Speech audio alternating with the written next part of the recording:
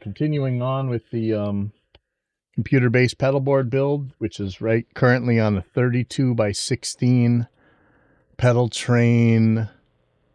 I forget what's it called, but the Classic Pro. It's 32 inches by 16 inches, and that's just way too big. It's got 4 expression pedals on it right now, which is awesome, but I can do with 3. I know, I'm still spoiled with 3, right? So I'm gonna move down to a 24 by 12.5 board, which is the same dimensions as the Classic 2 now, but it's an older pedal train board. I don't think it's actually a Classic 2. It doesn't have the slot in the front, which may or may not make trouble, but if it's really a problem, I'll just order a Classic 2 or maybe a Junior Max, so I can I have a Junior Max with my Helix on it right now. And if I had the Junior Max, I could put 4 pedal boards on, but we'll see how this goes. First, I can't find my scissors, which is a bummer. I mean, I got some little scissors, but I'm going to need to cut some dual lock, and without regular scissors, that's going to be tricky. And I'm sure they're here somewhere, but who knows? You know, I don't really have knives. I got X-Acto knives around, but I can never find them. I'm really bad with sharp objects, so.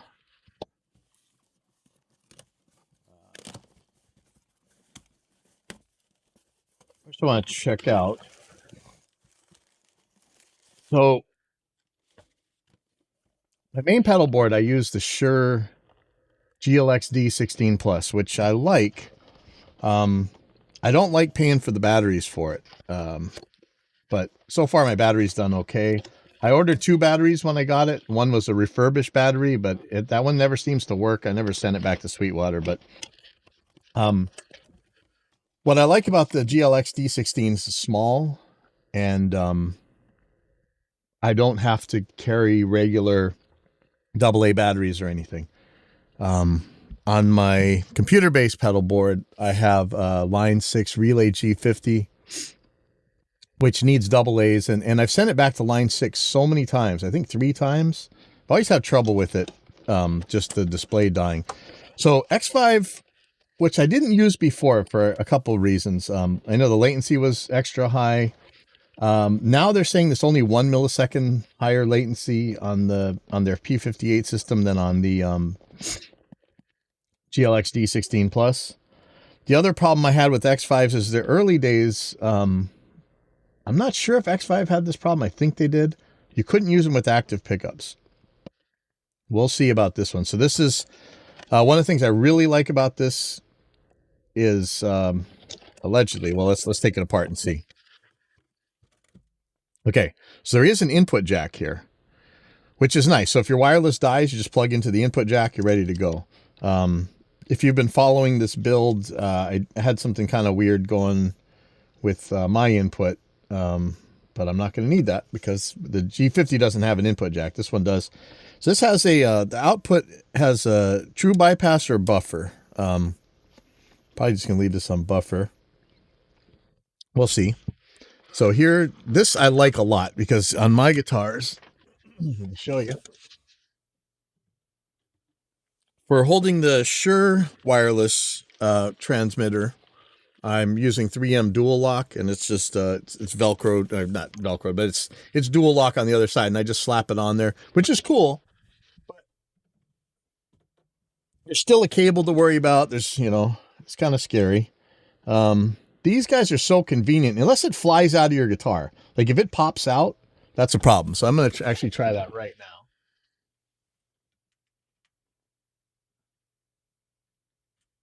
It's not the most secure feeling in the world. But man, it is so much more convenient. Okay, so got an on-off switch, a channel mode switch, and a USB-C input. See if this comes with a power supply. I already have a 1 spot on here, so I don't think I really need the power supply, but maybe I'll put that in there too. So here's the instructions. Here's the power supply for now. I don't know how this is going to charge. Nice. Okay, perfect. I might leave it like this. I have some right angle USB connectors that might help actually. But I'm going to fire this up. What I want to know right away is the latency going to be super objectionable? And will it work with the active pickup? And I'll try it with both blackouts and EMGs. Let's see. Let me just plug this in.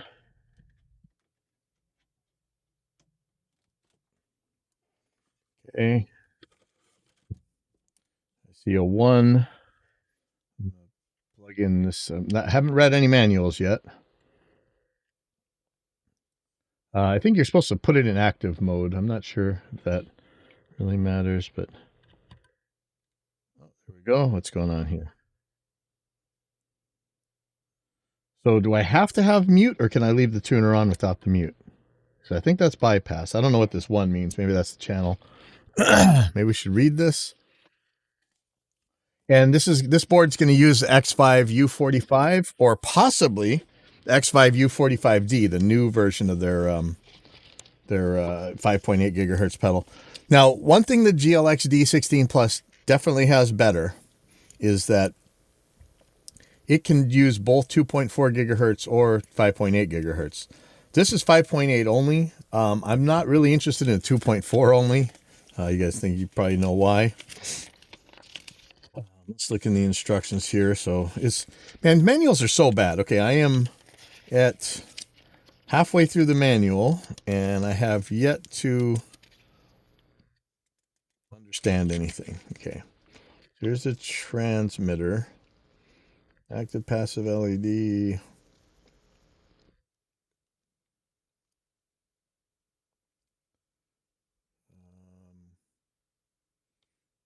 Channel scan button.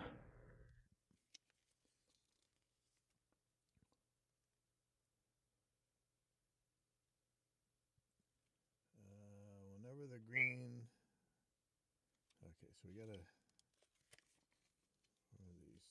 I'm trying to see if the tuner can have not a mute.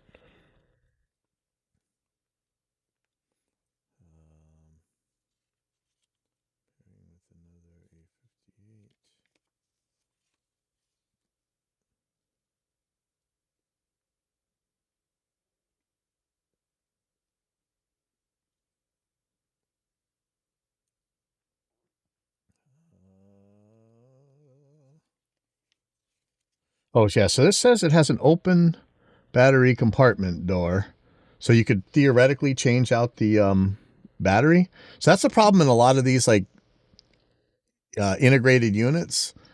When their battery dies, it's history. And I know people have fixed the U4s before, but this one says it has a changeable battery. We'll see. Okay, tuner function introduction. Tells you how to use it. Scan for the best channel. No, is there any way to use the tuner without the mute?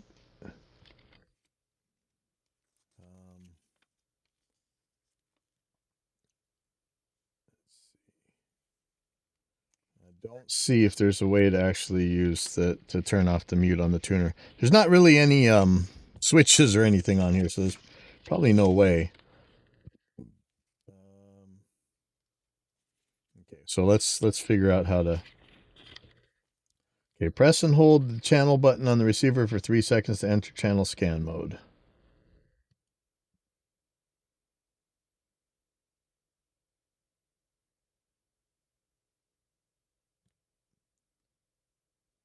That didn't seem to do it. Maybe I have to pair it first. Okay, the A58 transmitter has both active and passive modes, making it compatible with all pickups from passive to high output actives. Press and hold the transmitter's channel button for 3 seconds to turn on active mode. Do I have to do that every single time I do this? That is a problem. So I'm going to hold that down. And the A button is on. All right, I'm going to turn this off, and I'm going to unplug it, actually. And when I turn it back on, is the active mode going to be on? That's going to suck if not. That's going to be a serious hamper. Active mode is... All right. I don't know what these buttons mean. That's okay. So let's try and pair it. I see this green RF button now that we didn't see before. Okay. Quick start.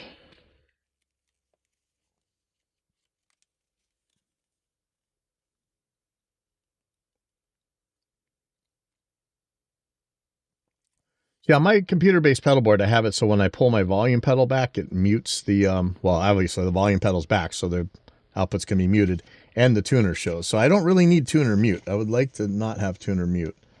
So that's a minus on here. I'd like the tuner mute to go away.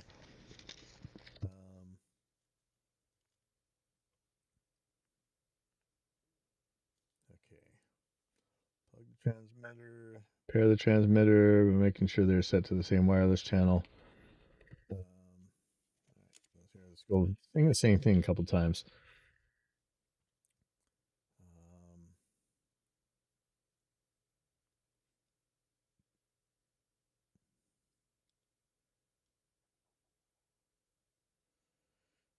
It's another A58. No, I don't care about that. I just want to pair this. Okay, let's see. Plug the transmitter into the output jack of your guitar. We'll do that. And in fact, we're going to test this with the DI and see if it's okay with the active input. Okay, well that just changed something. When I plug that in, it seemed to do something. I'm gonna plug into the guitar. Try the blackouts first, I guess. I don't know how charged this thing is. I don't know how to tell how charged it is actually.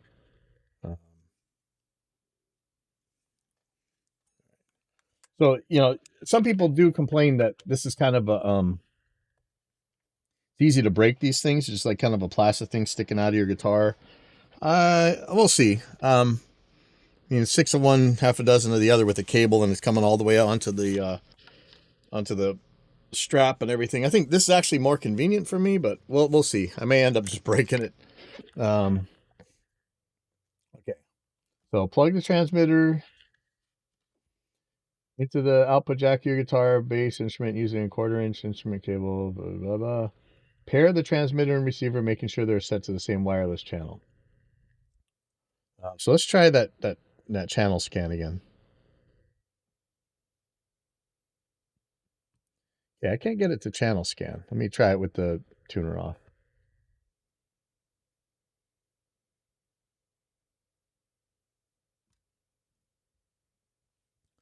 Okay, 3 seconds. 1001, 1002, 1003. Channel scan is not happening. Why is that? Well, I'm just going to pair them for now. So it says channel select. It's on 1 right now. So probably whenever the green RF LED on the receiver is on, the transmitter and wireless or receiver are successfully paired.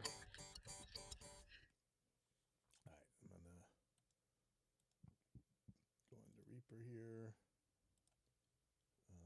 That is channel 25, I think. There we go.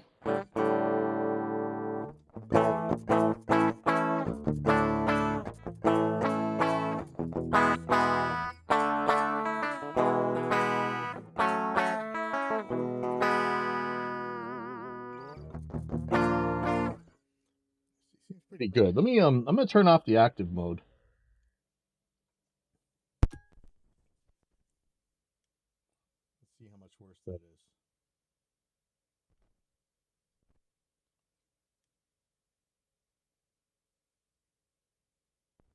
Okay, I can't turn off active mode.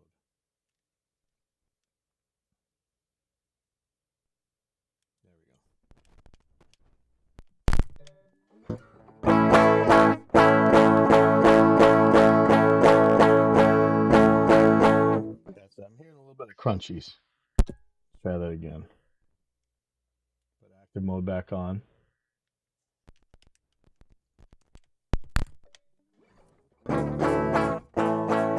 Perfect. Okay. I'm gonna throw Helix Native on and get an idea.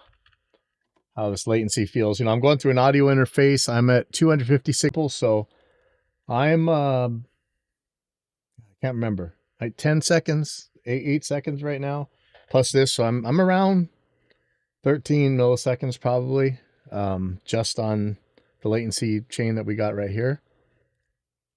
See how bad this is.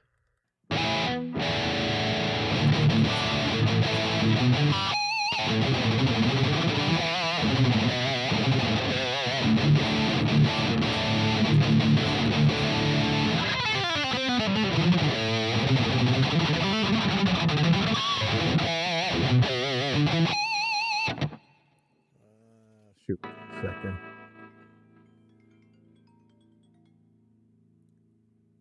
Sorry, 1 second.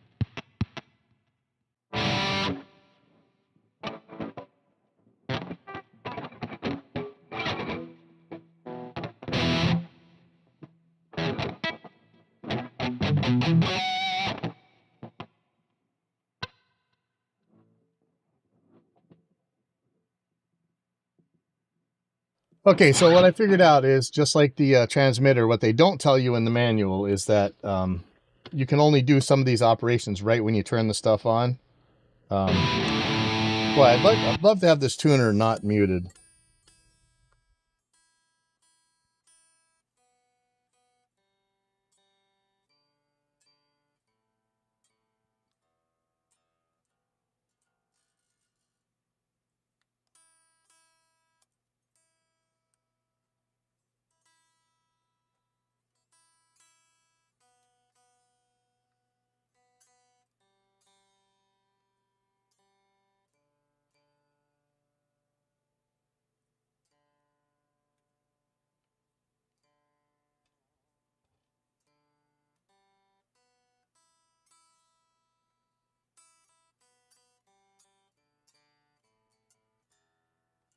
Okay, this whole thing needs to be tightened up a little bit. Hold on.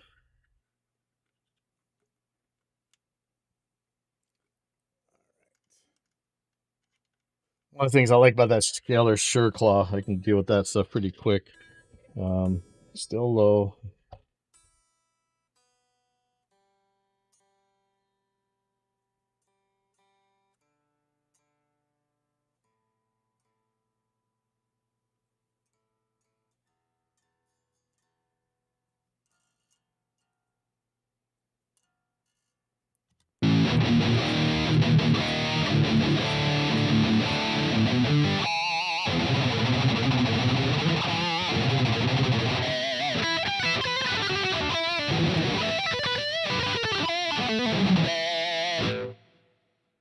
Let's see about. All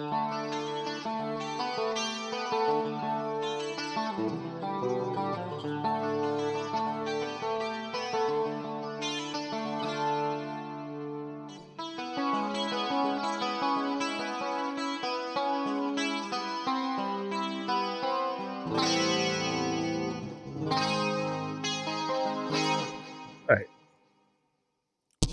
Let's try it with the 707s. EMG time.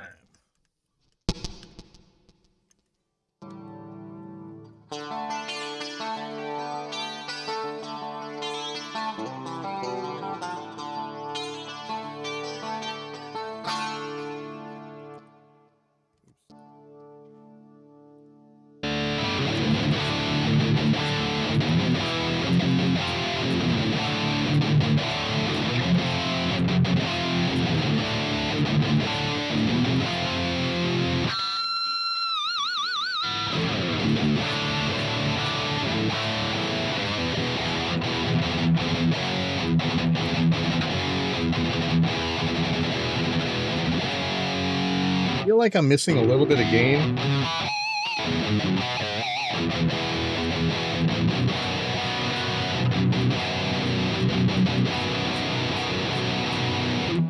Test that theory.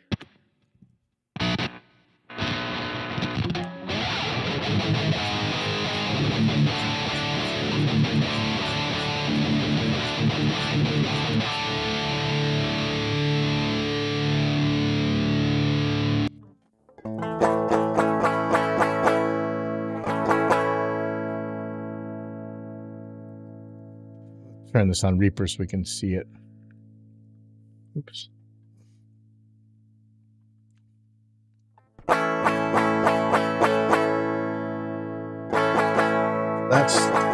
That's guitar straight in.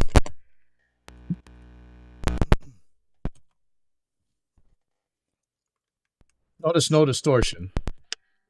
Okay. So this is a little bit lower. I think.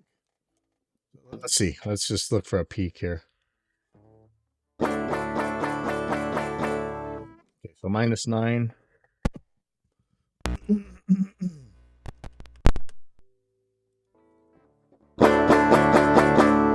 Okay, so it lost 8 dB by using this thing, which I'm sure we can make up for somehow. So I'm going to take this out of active mode.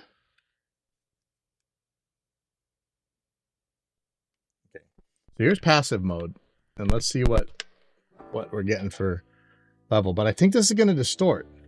And this is still drastically quieter.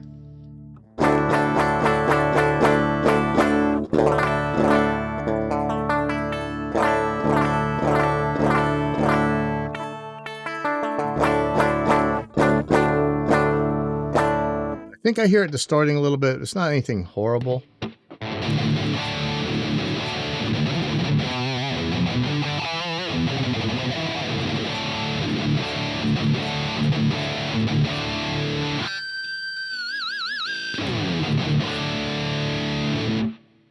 Feeling the latency.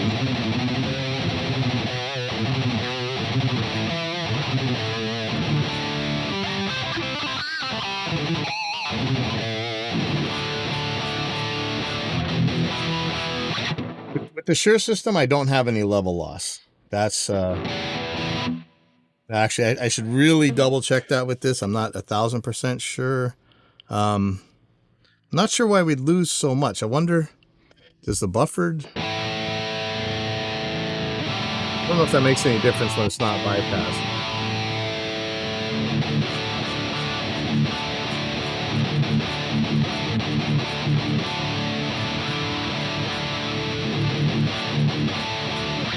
So I'm losing at least 6 decibels, which I can make up for in gain, but that is going to bring up the noise.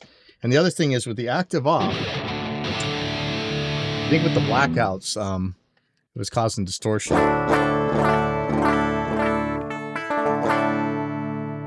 If there's any distortion there, I'm not hearing. It's not bothering me. Let me get the blackouts again. Yeah, this is half the price of the Shure, maybe even a little bit less. And you know, no battery hassle, no cable hassle, no figuring out how to put it on your strap hassle. So there's pluses on here. Yeah, that's definitely distorting.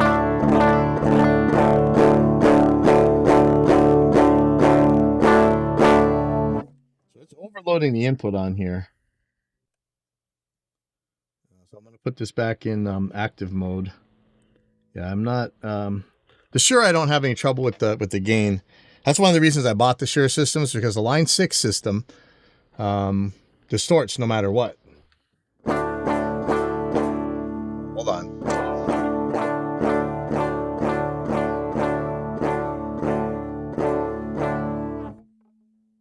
That might be distorting. Maybe it's just blackouts distort.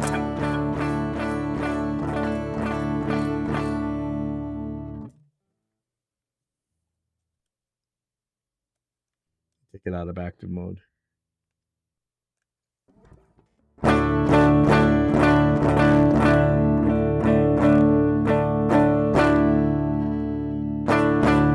It definitely distorts. I don't know that I mind it. Let's see. Let's try it in actual use.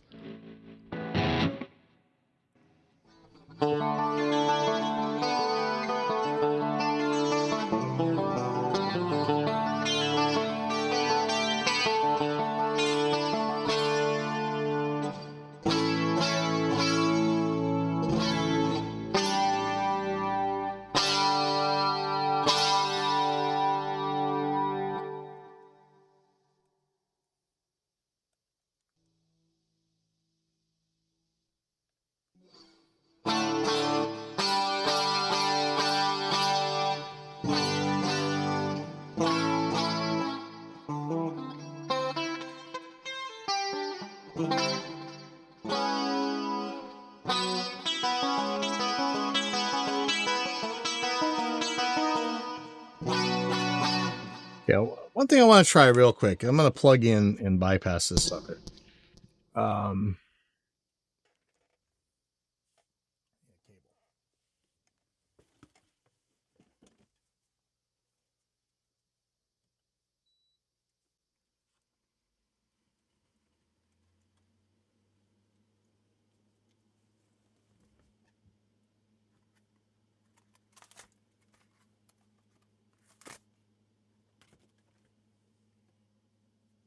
A drummer bought me this cable for my birthday. very awesome. Always use more cables. You need to find presents for a musician, you can always buy them more cables. They're not gonna, even if they have the same cable, they're not gonna complain, ever. If they do, they're idiots, don't talk to them anymore.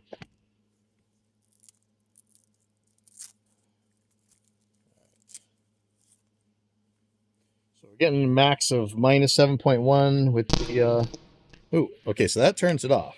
I wonder if the tuner still works. Yep, okay, cool. So let's see if this distorts.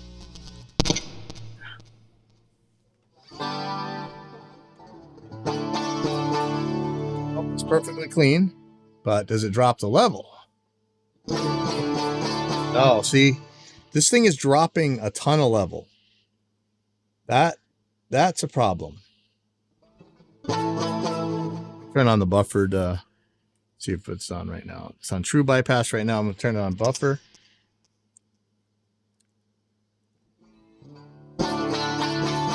Yeah, so we are losing a pile of level going through the transmitter.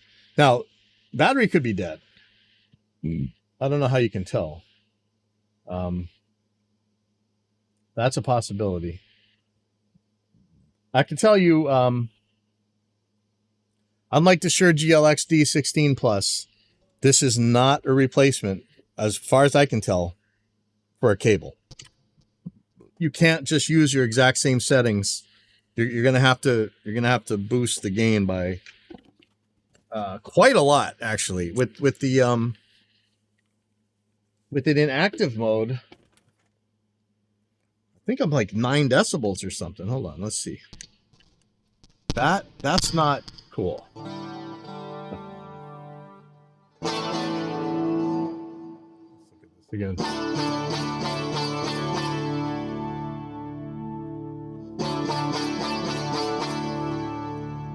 So about 6 dB at least. And let's see what this does to the noise and everything. So I'm going to put this on, look at this gate. Oh, you can't tell on this version. Shoot. Oh, I'm just going to turn this up 6 dB and see what happens.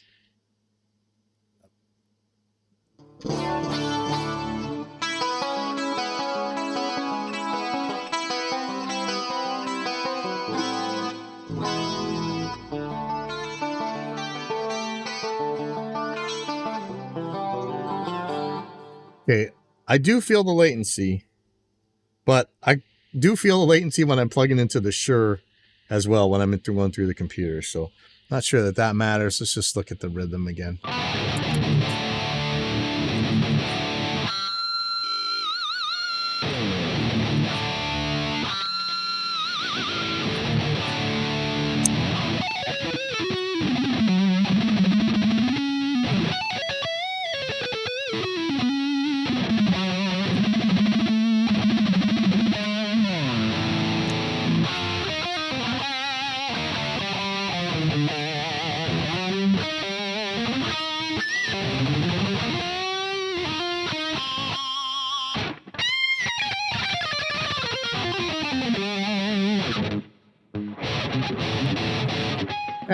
Okay.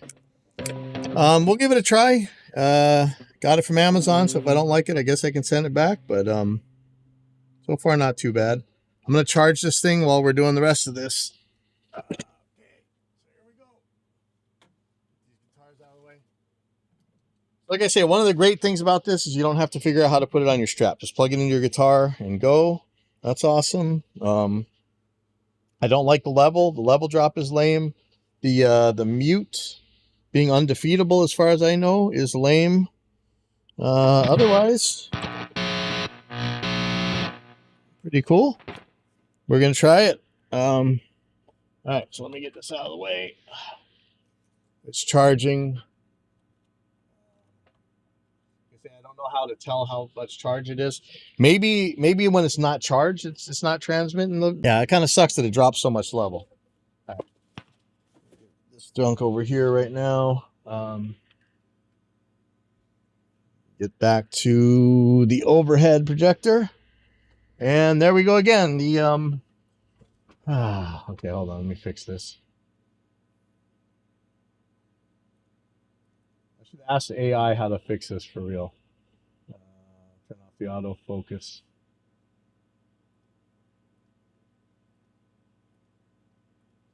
There we go. Okay.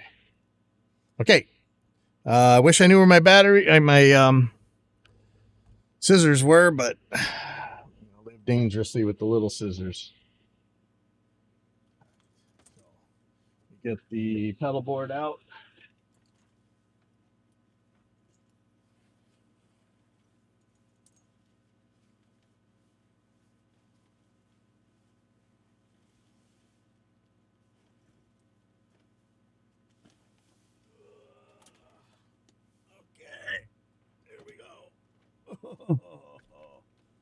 Okay, so this is a 32-inch by 16-inch pedal board.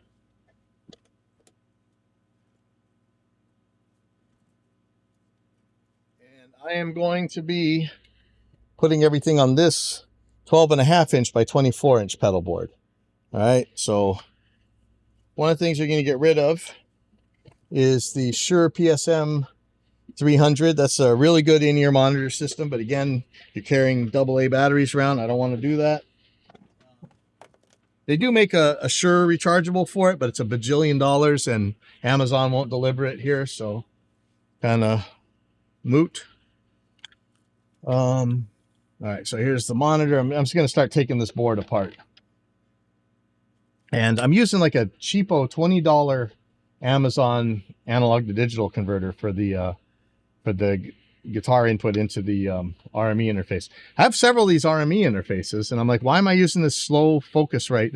This focus rate's okay, but the RME drivers outclass it by so much, it's not even funny.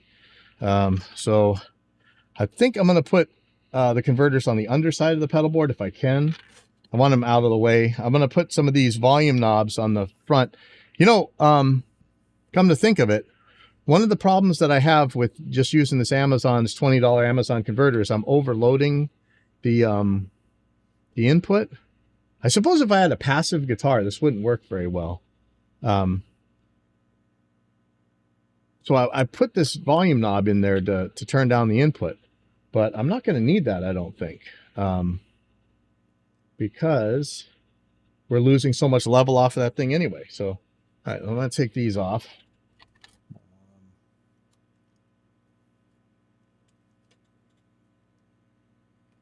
Take the computer out.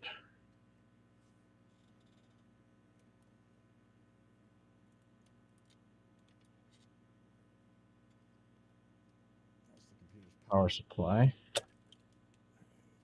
Computer. This is the heart of it right here. It's that Mac Mini.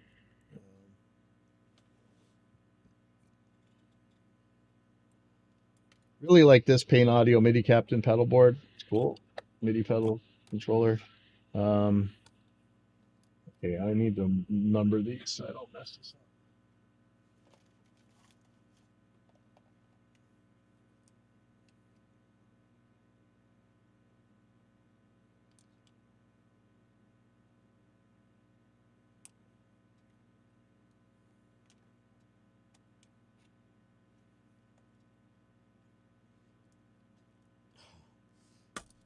Dual lock is no joke, man.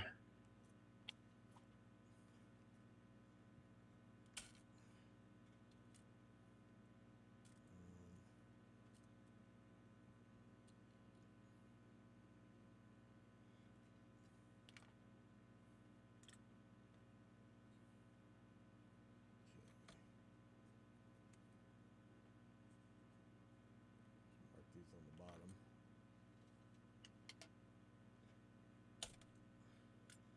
And I'll probably end up changing to another type of pedal board, but so far this Vexpress is working okay. So I'm only going to put one of these on this board, I think. I don't think they'll both fit. Maybe, who knows? If they were going out the top, maybe they would, actually.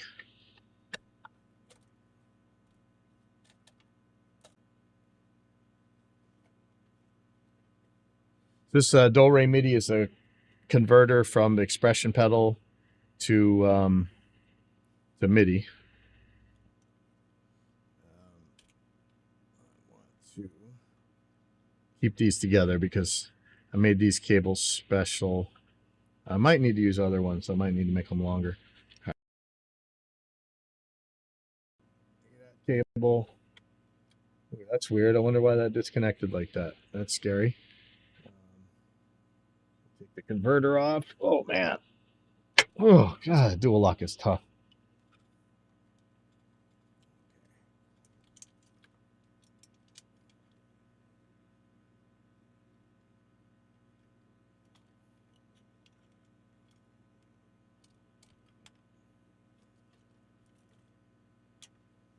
One of the things that kept me from using the smaller pedal boards is that the feet hit, or the patch panels that I use hit the ground.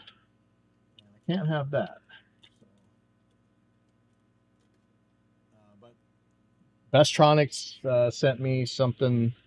These feet, they raise the feet, and we'll see how that works with the pedal board bag. My pedal board bag is pretty messed up, so I may be ordering another one. If I do, I'll get a Junior Max. It's 4 inches wider, but I can put all 4 pedals on there, which is kind of cool.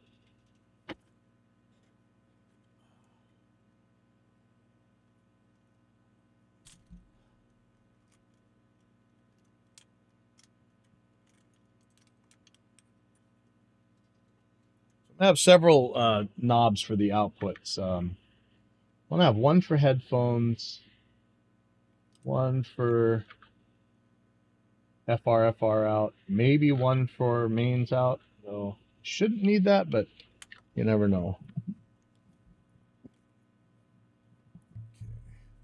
Where is this cable? Just get the rest of this stuff out. Oh man, I don't want to break this.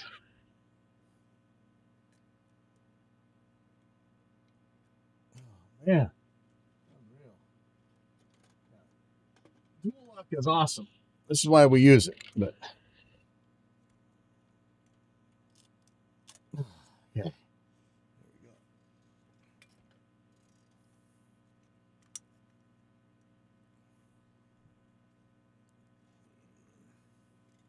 What else we got on here? It's the wireless.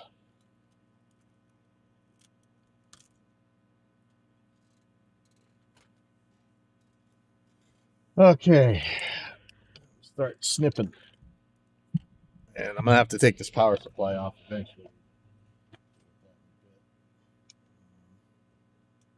Hopefully I have my extender things, or the multi-output things for the one spot. I may not. That's gonna be a problem actually. Start taking cables out. Ooh, that's gonna be fun to change out. All right.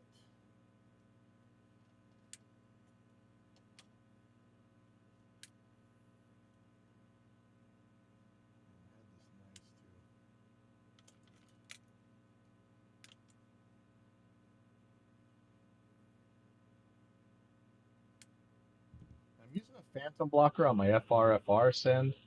I really shouldn't, except for that that's the one that I send to my computer in here, so it's a bummer wasting it on there. I'm using an El Cheapo one on my other pedal board for the output.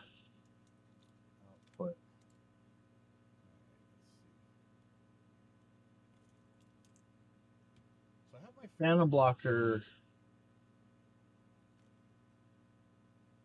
for my jacks to. Yeah, I gotta rethink this. Okay. I could order more phantom blockers, but the cheap one I use, I'm not sure about. It might not be that great. It seems okay. I thought I tested it; it seemed okay, but not 1,000,000% sure. I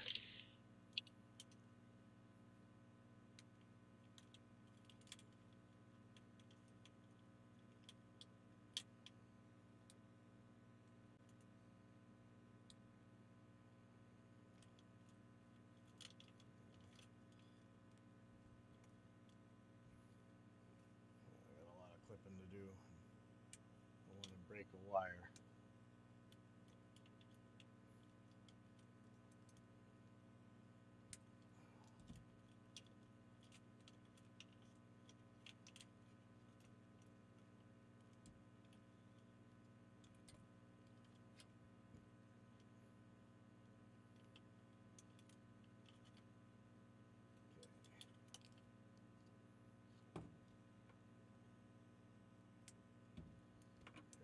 Do-Re MIDI system.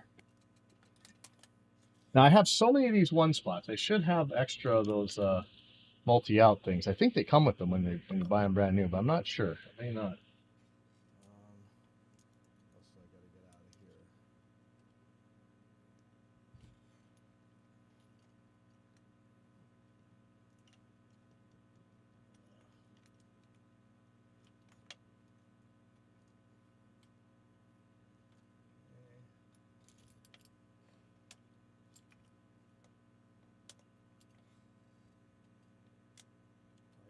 Opening up the hot glue gun for this.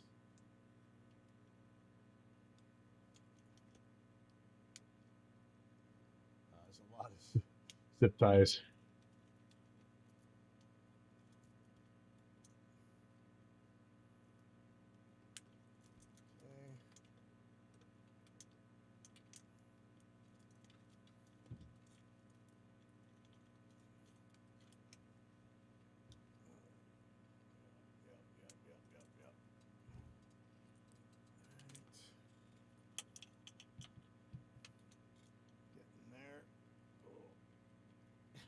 A lot of chopping up.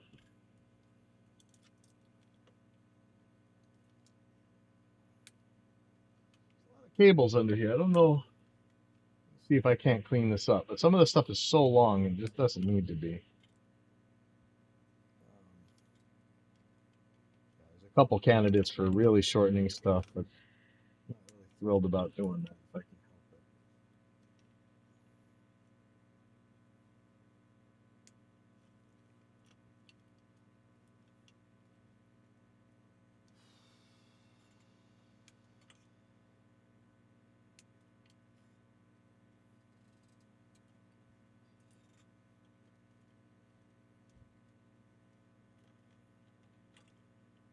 I've got a USB and a MIDI converter in here, and it's only because the software for my MIDI foot controller doesn't send MIDI back out over USB. But that might change in a future update, so hopefully I can get rid of that.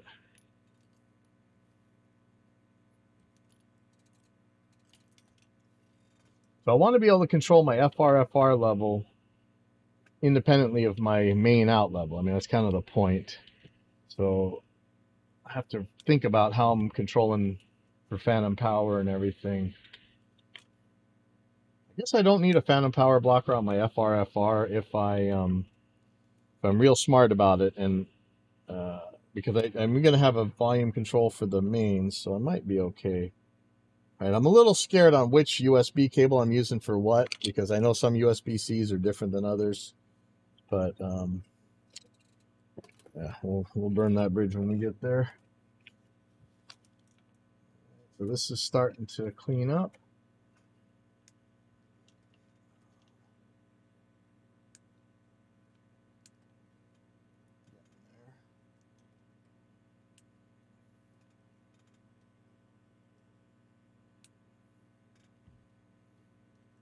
Oh, might be making use of my new drill. Yay.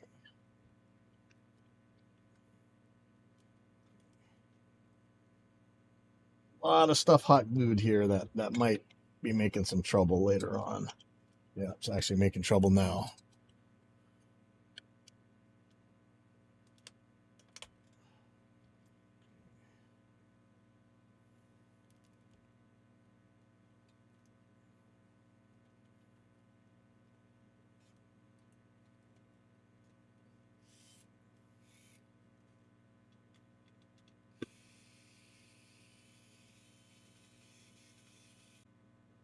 Oh, I do have some self-tapping screws. That's good. I'm going to put this back in.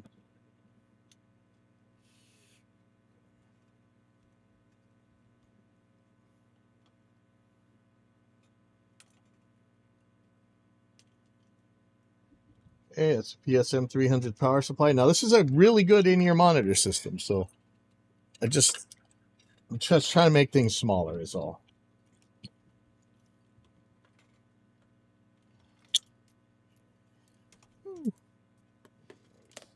That was scary.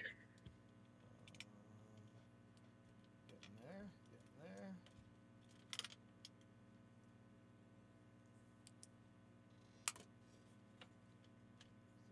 Mini power supply. That's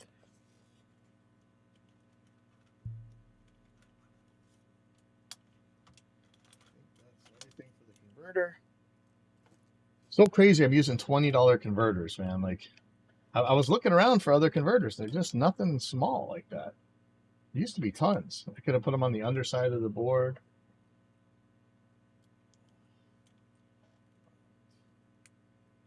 Almost there.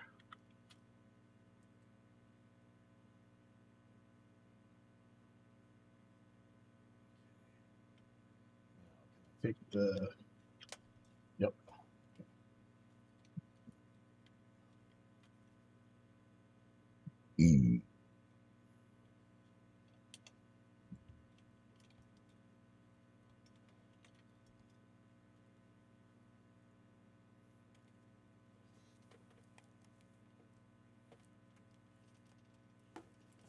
So I could use the one spot, if I can find the stuff, I could use the one spot to power both the wireless and the, wait, what else do I have to power with 9 volts? Oh, I don't think I have to power anything. Well, we'll see if the one spot can work for the wireless. Yeah, I think that's all. Do I have anything else that's 9 volt? Shoot, yeah, I guess I don't need the splitter cable thing for it. Whatever.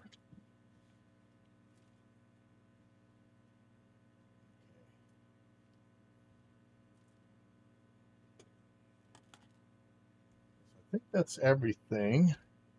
So now I got to get the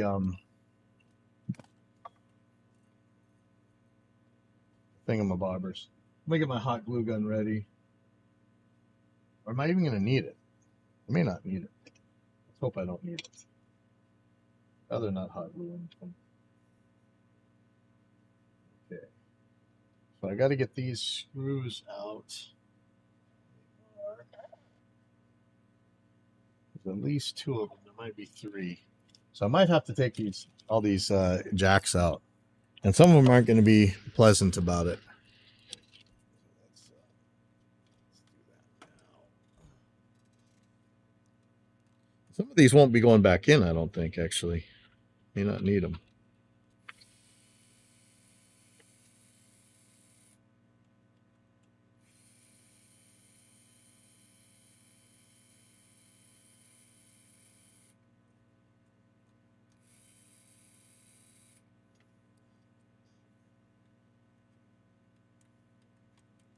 Probably going to be soldering some stuff. But I like excuses to use my new soldering iron. I love that thing. I really, really love using it.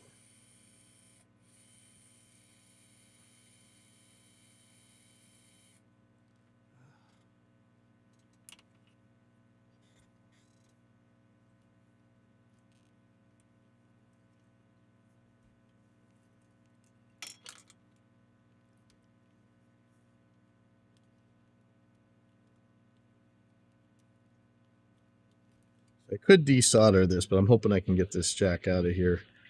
I'm probably not going to use it again. Unnecessary for what I'm doing.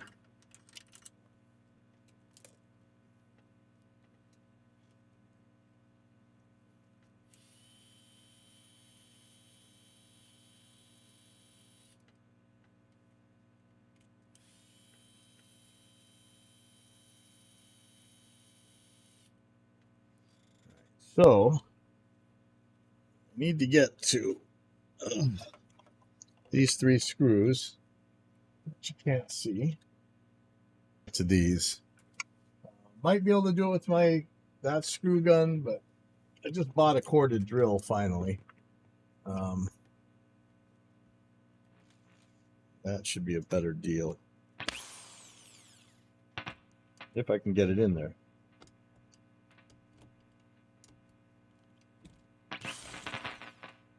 Barely.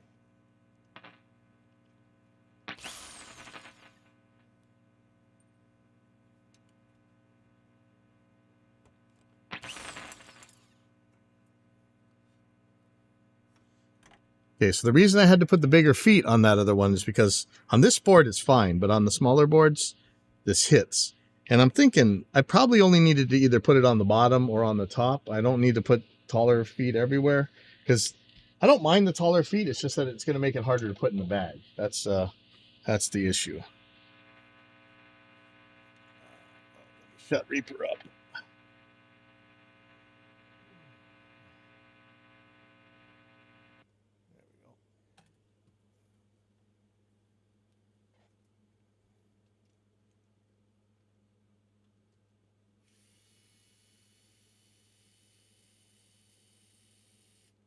Probably have to charge this thing.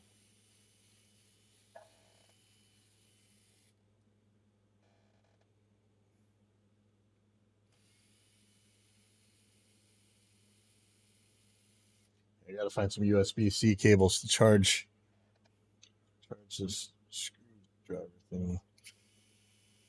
It says it's all green. I don't know.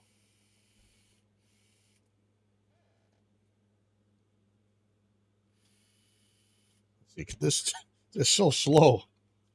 Let's do it. Or is this gonna wreck stuff?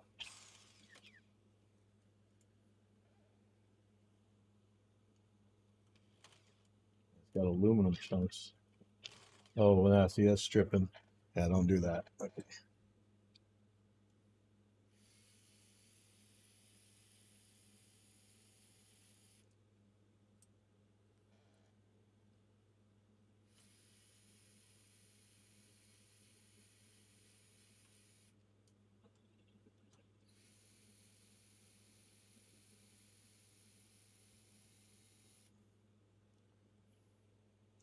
Okay, so theoretically, I should not need phantom power blocker on my FR out. I'm kind of scared not to have it. Maybe I should just order some more of these Amazon things. It's like a really cheap DI. I should have ordered it before. Let me do that real quick. This was dumb. I should have ordered more of these. Super cheap, easy to deal with. We'll just leave it off for now, and I'll put it on there when I get it.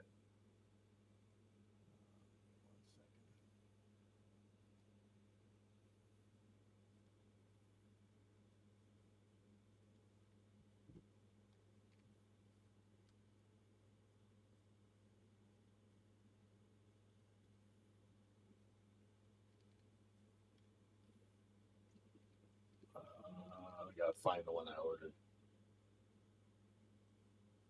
Oh, yeah, here it is. Oh, it went up. Man, everything's gone up in price. Sheesh.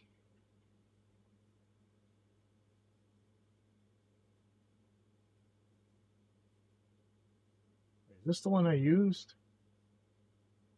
Not even XLR. It's 1/4 inch.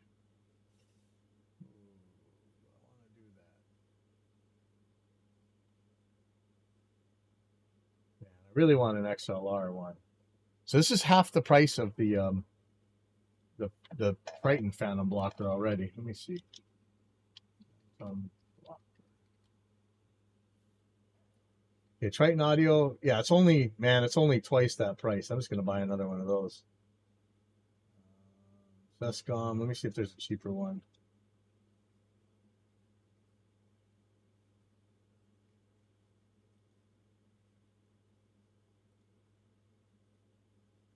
Oh, Sescom makes one for 21 bucks.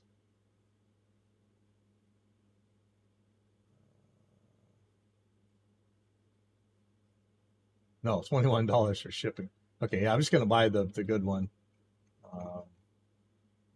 Probably gonna put that on my other.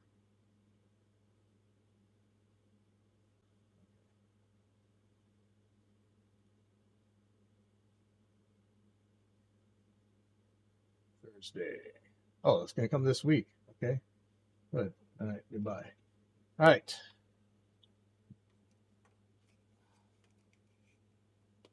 Want to get jacks out of here.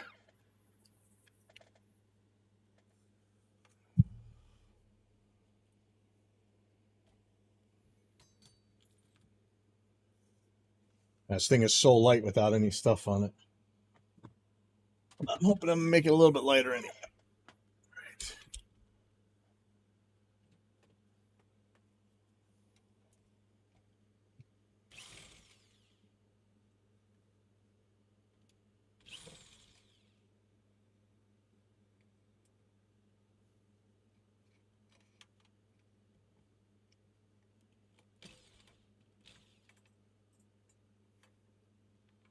Not sure what size drill bit to use with these screws.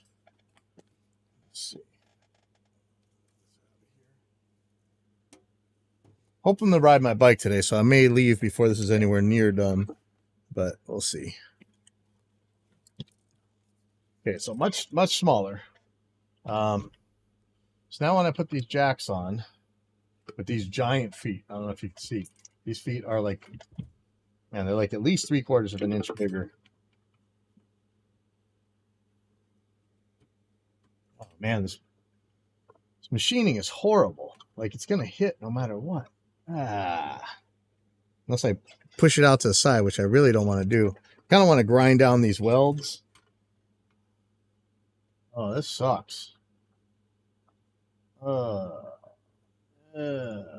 don't think it's gonna hit, but let me get my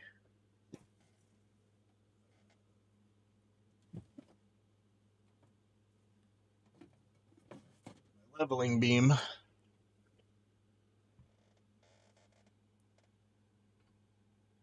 Well, that's not going to hit even if I leave that lump there.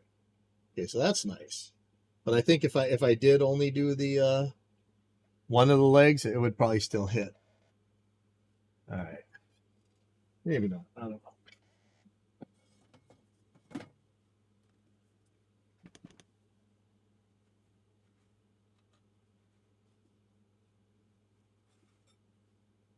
Real quick, see if we can't file this down some.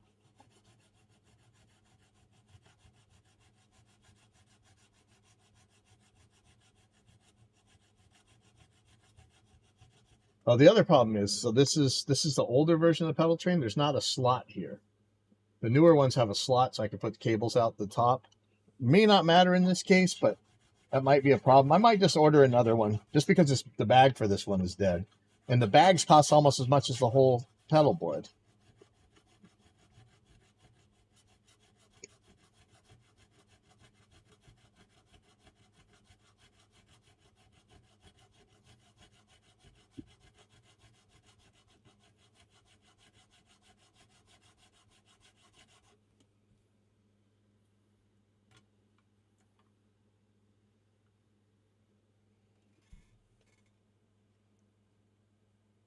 That's not super bad. This is the inside though, so that's good. It's gonna go over there. I'm just gonna keep grinding this down a little bit. I should have a power tool to do this, but actually I probably do. I got a Dremel somewhere. That would probably do it.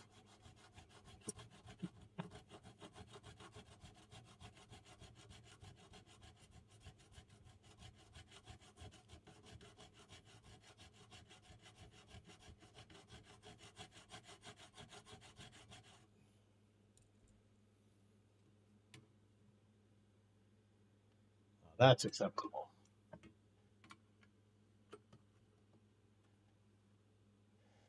This side's just not as bad at all. Okay, so I'm gonna let's put these in. Where's the other side?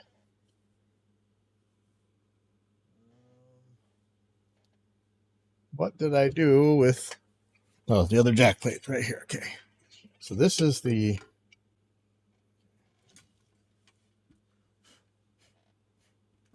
aluminum shavings, not what I want in all my parts.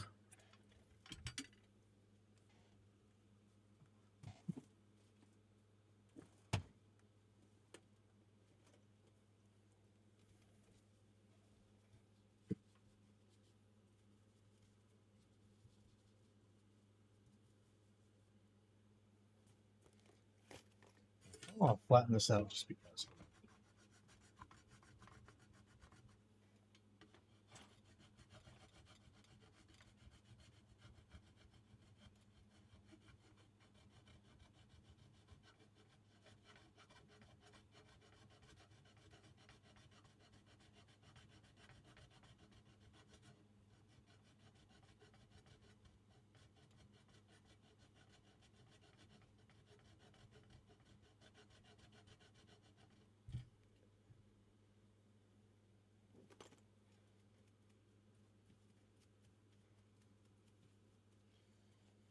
All right, so probably gonna use my punch.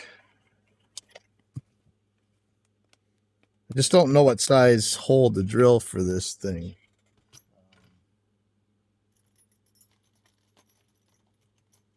Definitely don't want to snap them.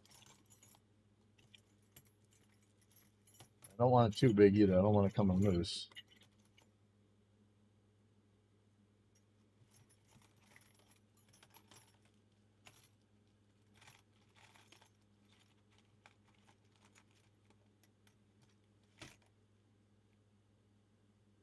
Start there. Yep. Super scientific like.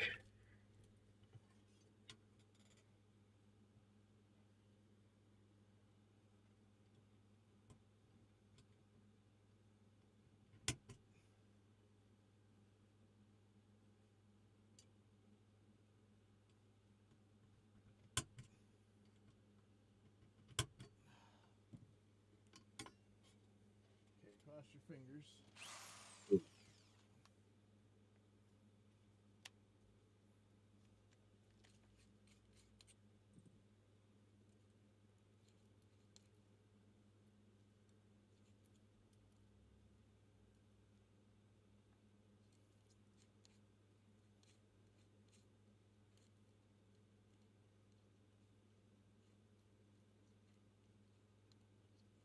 Uh-oh. This chuck may not get skinny enough for this. Oh no, there it goes. Okay.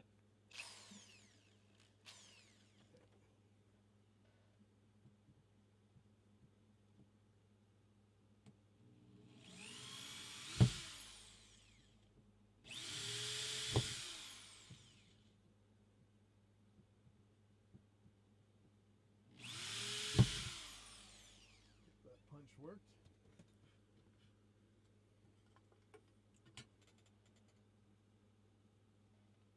Right place. May as well do the other side now while I'm at it. Okay, so this is in. Okay.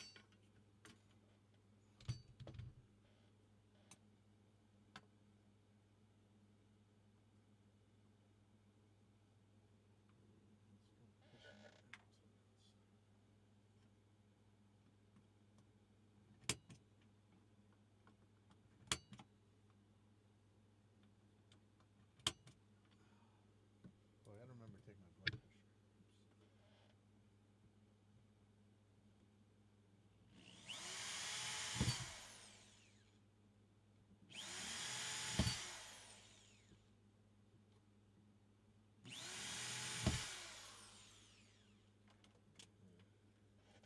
I'm gonna grind this down a little bit more.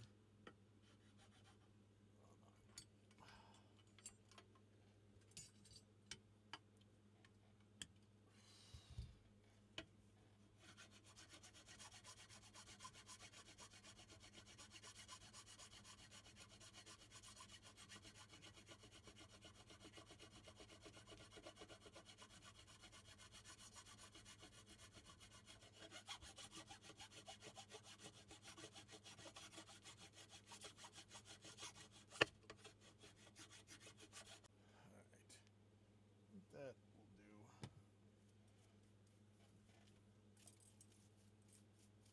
There's a lot of metal shards in here. If you know, if I don't end up liking this, I'm gonna have to do this all over again with another pedal board. But I'm hoping I can make this bag work. It's a little bit ripped up, but I think it'll be okay. It's not just the bag though. The not having the slots in the front is kind of a problem. I could drill right through here. Now I got this Munster new drill. Okay, so this is the out. It's this side. So we're gonna see.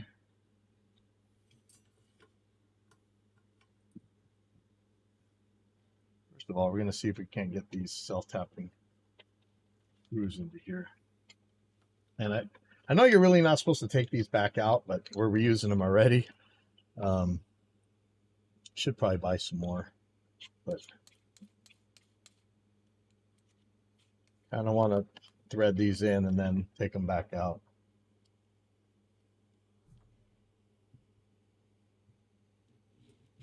Oh yeah, no problem.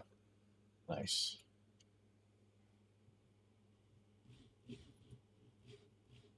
Perfect.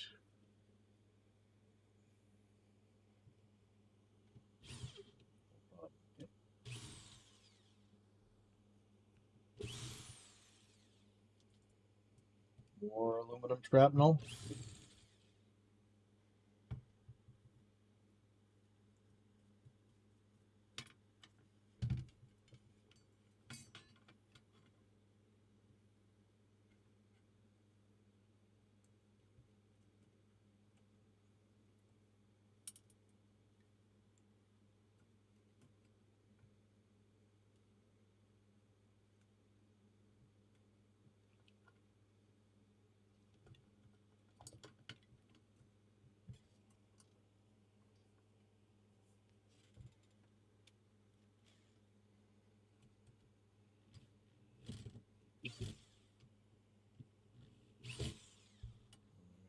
Put this in by hand.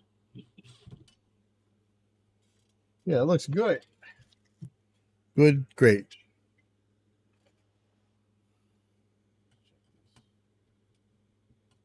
Pretty solid. I should probably use Loctite on some of this stuff. Should have used Loctite on the feet. Did not. All right. So lock on the top.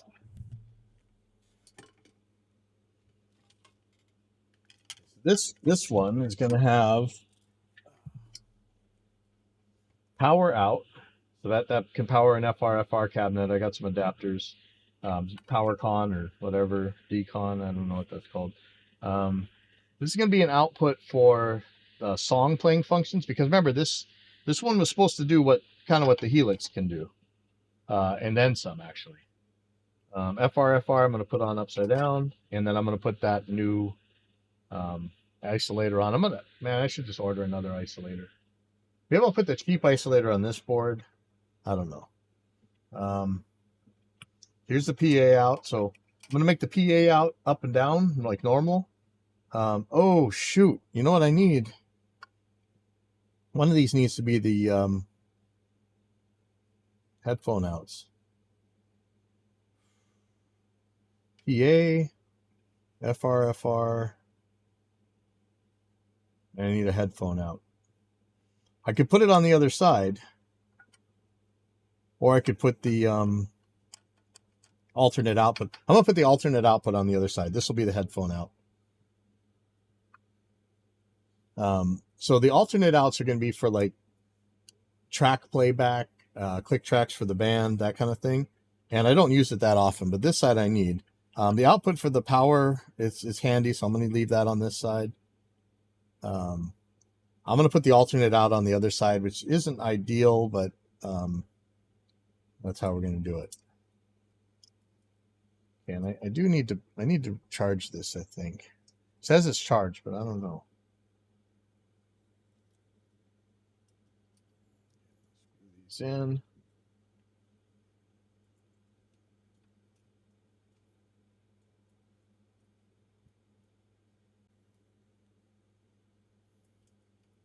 Kind of planning on leaving here at 1 o'clock.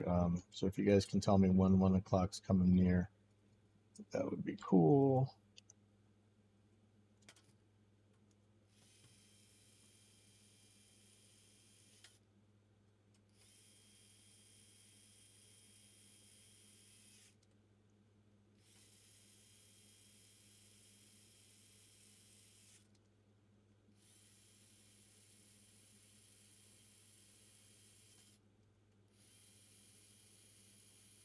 Oh man, I just thought about it. Not having that slot in the front is going to make the power supply really hard to zip tie in here.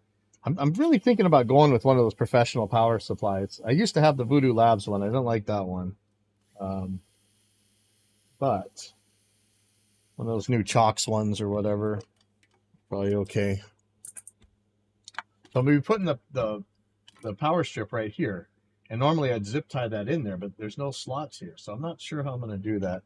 And then this thing right here, I know you don't have to, but this is electricity being carried here. So that's power levels, you know, so I'm gonna put that sleeve over it so I'm not as paranoid. All right, so for this side, all I really got so far is the output. Power out to, or sorry, this is the power input. Yeah, this is power in. I did have the 1/4 inch in. I'm gonna need PA input to headphones, and I'll put the headphone outputs on this side. So we'll look at that when I get there. Put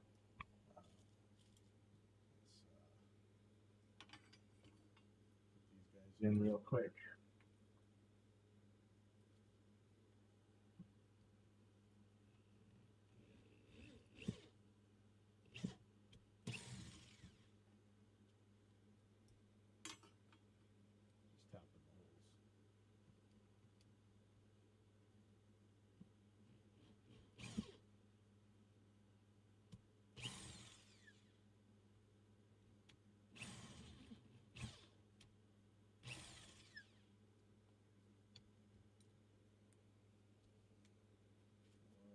Shrapnel.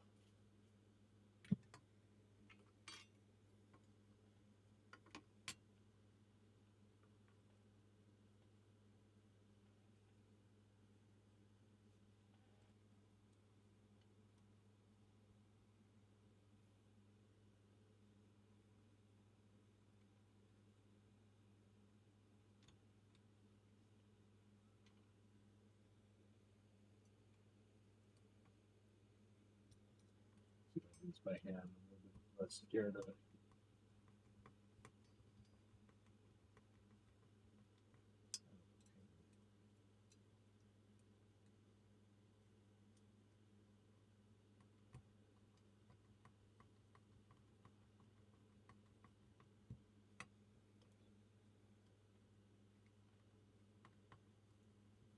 Oh, you know what I got to do right now that I forgot to do? I have to do some transfers. Let me do that right now. So I got to get the band some transfers real quick.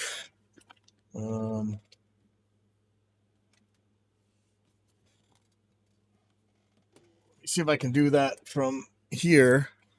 I was going to transfer it to my drive first, but I think I'm just going to see if I can do it right from this Mac. Let me try. Drive. Yeah, I should have thought about this. Normally I transfer this to my hard drive, but I think the hard drive is full. So, oh, can I actually zip this? Oh, Apple let me zip it. Compress. About 33 minutes. 40 minutes.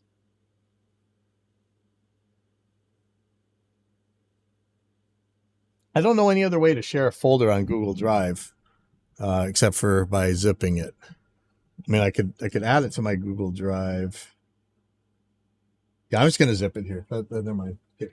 So that's taken care of for now. Be right back. 1 second.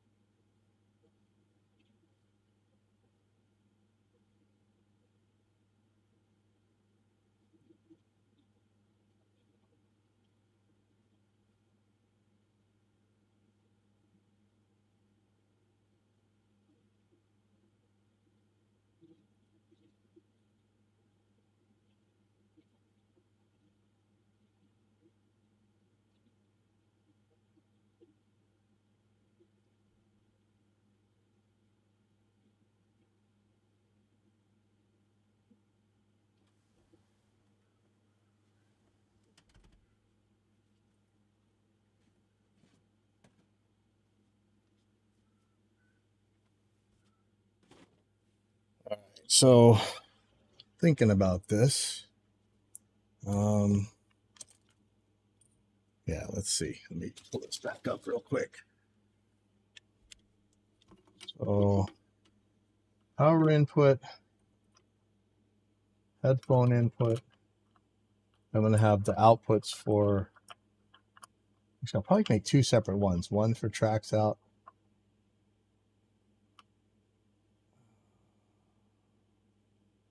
I kind of want to have the headphones out in stereo just in case I want to use it that way.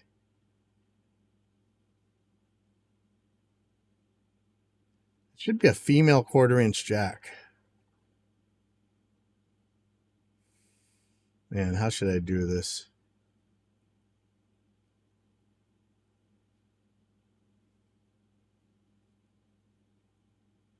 Put that on this side.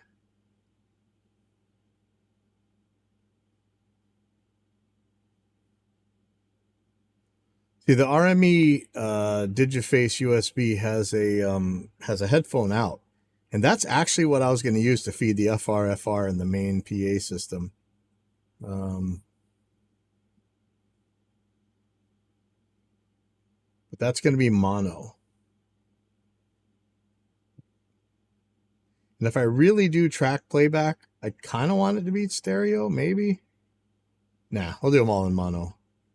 And I'll just use a mono thing for the headphones. Yeah, that's what I'll do. Never mind. I'll shut up now. All right. So I'm going to put one more FLR male on this side. Let me see if I have those handy. I think I had it in here. Might be someplace else, though.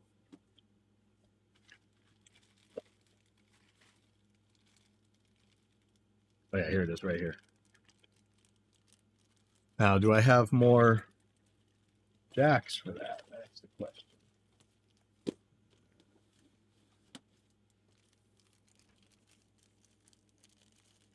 Now, how much is it going to bug me that I don't have a stereo out? Because I really am just using, I'm not using the digital to analog to, yeah, digital to analog converter, but I could. I'm going to put this right here. So that'll be the output for auxiliaries, whatever I want to call those. All right, let me screw these back in.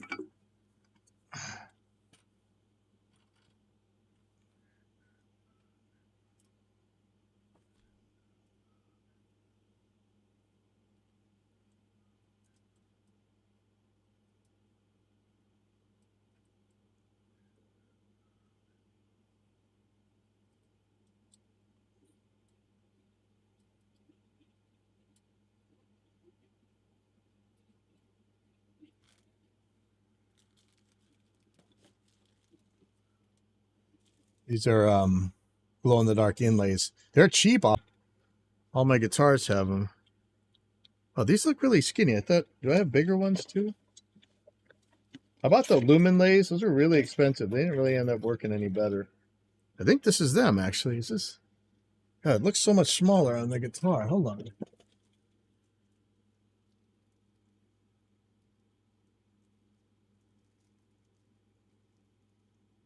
I swear these are smaller.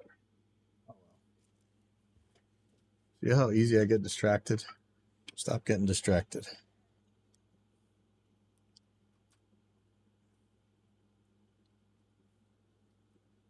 Well, I've been on here for an hour and a half now. And what time is it? Where's my phone? It is 11:30. Okay, I'm still in good shape. We'll see how far we get.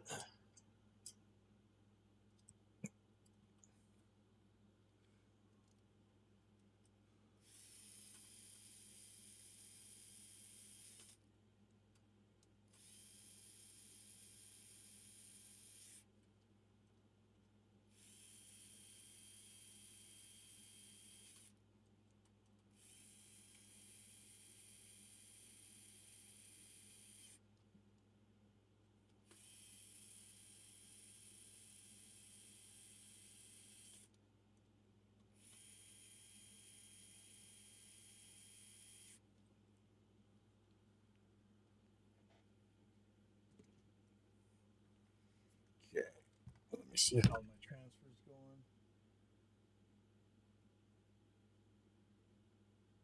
says 30 minutes. Okay, so not well. So let's put this back on.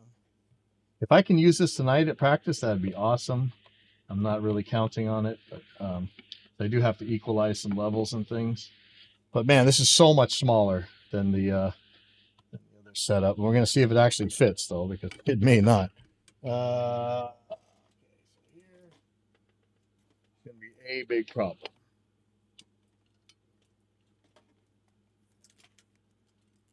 I'm very tempted to cut this cable down so it's not such a mess in here. So depending on where the USB stuff goes, you know, which way should this be? Should it be this way or should it be the other way? And you can see why I needed the hot glue, because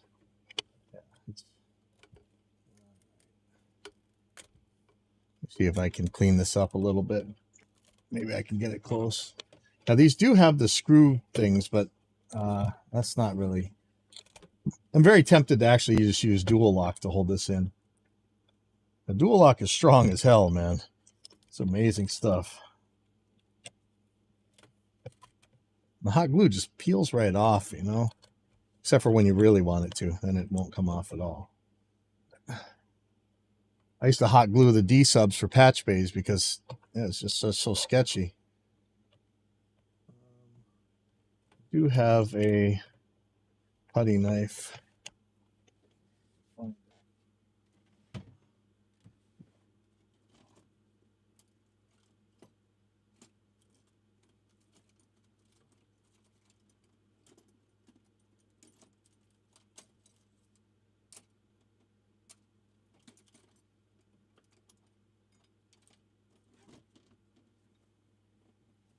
Saw it, but I don't remember where.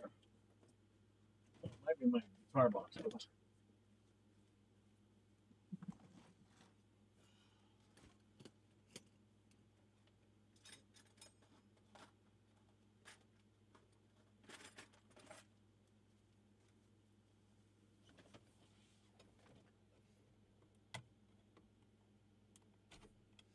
I manage to not injure myself with this, it'll be a miracle.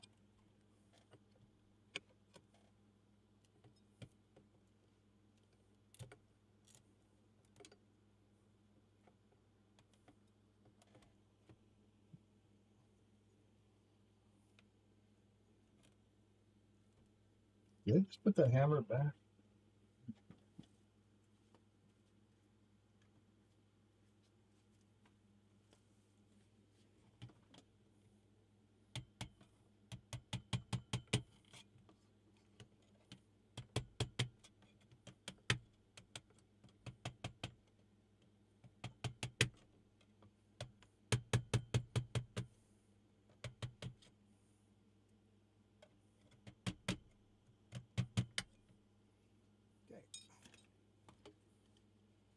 Better.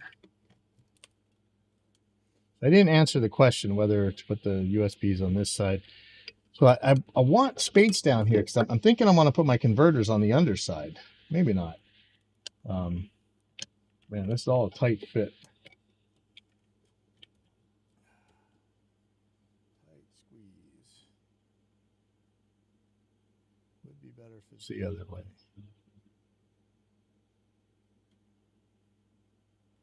See, this is the output. I don't want the USB to go out there. Oh man, this is not cool for how the cables are going to get routed. All right, I'm going to put this here for now. And it's going to be a little bit sketchy. Hopefully this one spot works for the P58. Or maybe I should just use the P58's power supply. Let me see. Save that one spot for something else. See, I can't tell if this is charging or what. This one has a much smaller. Oh yeah, this is definitely not going to work. Okay, hopefully this one spot works because I'm not going to use that other wall wart. It is an abomination. All right, plug this in. See if this actually. I mean, it'd be stupid to make your pedal not work with a one spot. Okay, that works fine. Okay, so I'm just gonna use the one spot. Not gonna use this. This is going in the box of guitar goodies.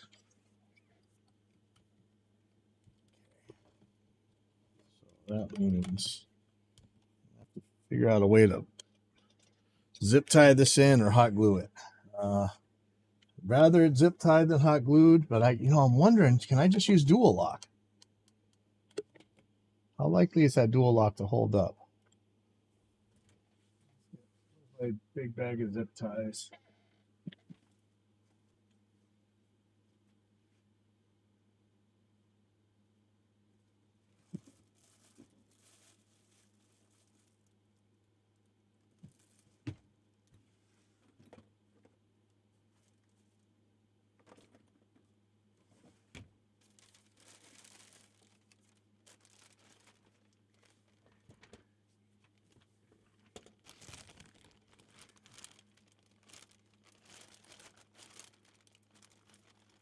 I think this is going to be big enough. This one might be.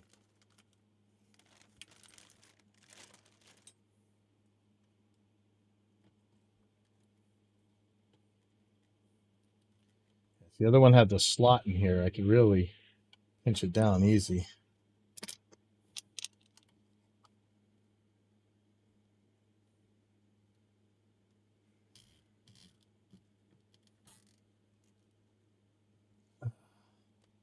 Okay. Yeah, if I had a way to, if I put something right there, that would actually keep this from flopping around. That might be the way to go. Like even a drumstick right here. Just really hold it down. Trying to figure out exactly where to put the corner. That might help if the corner piece hits something.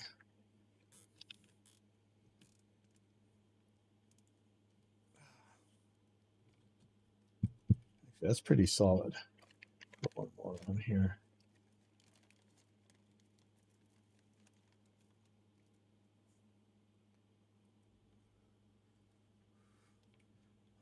Yeah.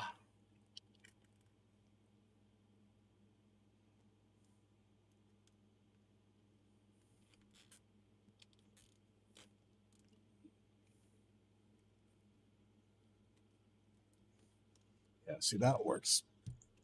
I could slide that one in like that. This works much better. Be doing a lot of clipping. I really want the end nippers. I forget where I put them. I might have put them in the bag that I can't get to now. Oh. I know I got dual lock in there too.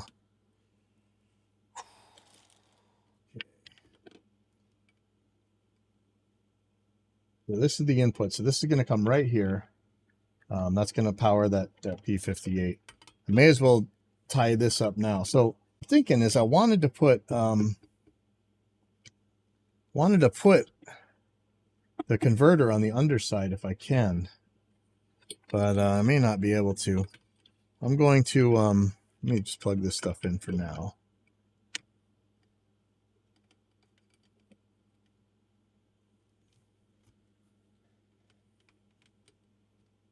Yeah, there's not much room here. See, this is going to take up a lot. Cut this down. This should really clear things up.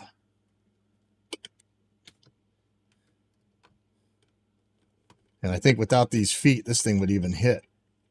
I really want to tuck this in some way that it's not in the way, but I don't know that there's really a smart way to do that.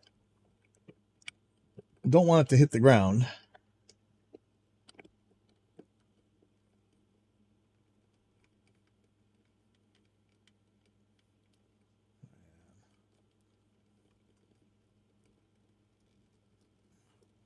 Yeah, that is ugly.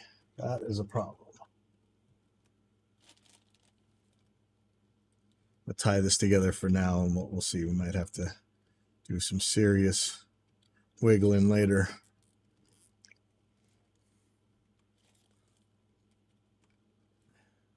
And zip tying it through to the top, sure, it makes it more secure, but also makes it hard to get pieces there if the zip tie ends up right where the dual lock would need to be. So hopefully that's not going to happen.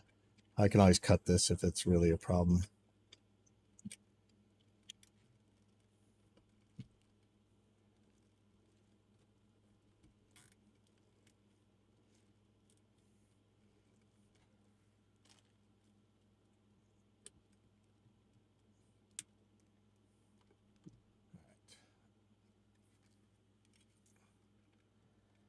And just that power supply by itself adds so much weight to this thing.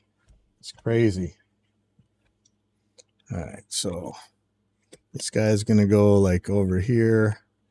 The further I can get this down, the more I can put this charger just right here, which would make it really convenient. So I'm going to start laying this out, figure this out.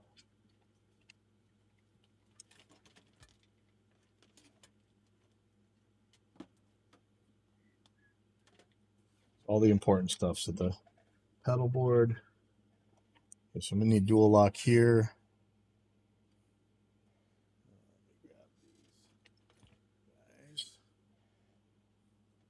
So the top row definitely needs dual lock.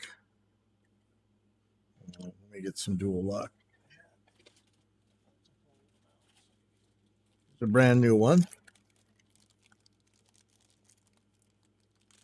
Really need the scissors. Where in the world did I put the scissors? I got little ones, but I don't know that they're going to work. I got these, but somewhere I have regular size scissors.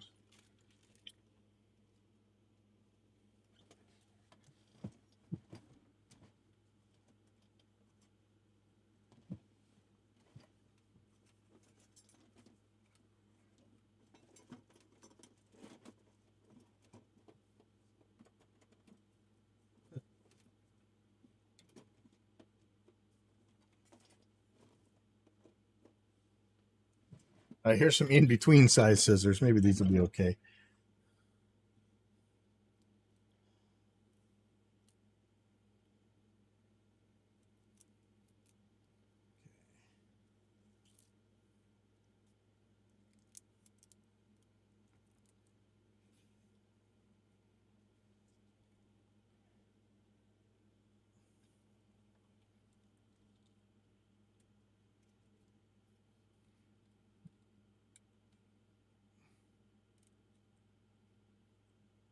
Okay.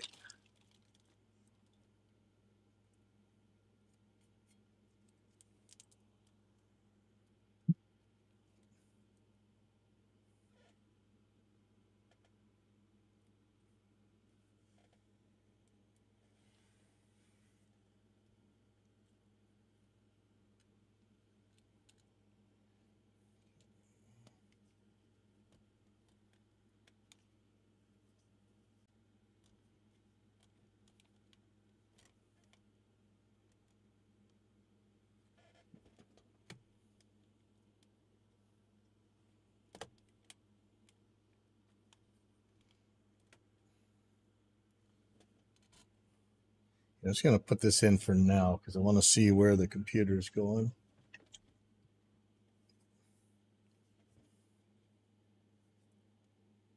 So if I put it this way, the problem's going to be pressing that button.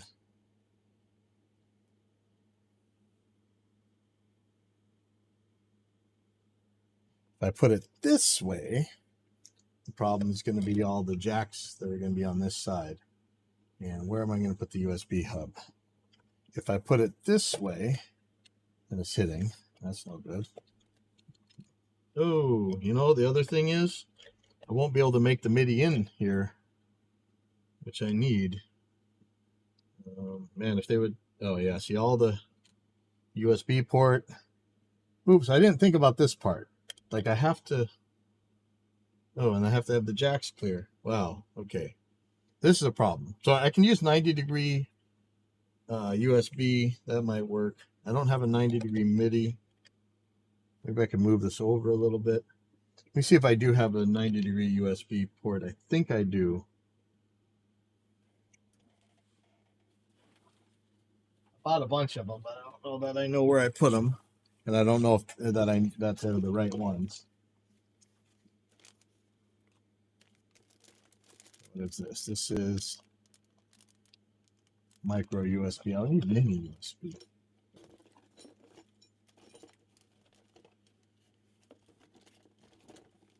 Okay, here we go. So USB. This is USB A to A. I need B. Shoot. Well, I know I have right angle USB B. Oh, here's a USB C. That'll help. If that carries a charge. Man, see, this is wrong. Shoot.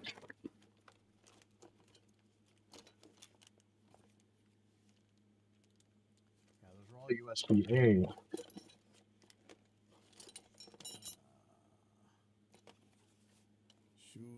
Shoot. That's not going to help. I think this will help for this, though. Like I can get this out of the way. It would be nice if it was a right angle, and then, I can just plug it in. That maybe. Maybe that'll fit in the bag. Then they can charge while it's sitting there. We'll see. All right, so this is a problem. Getting the Mac in the right place. I could do right angle cables for the jack, for the expression pedals. I'm sure I got them.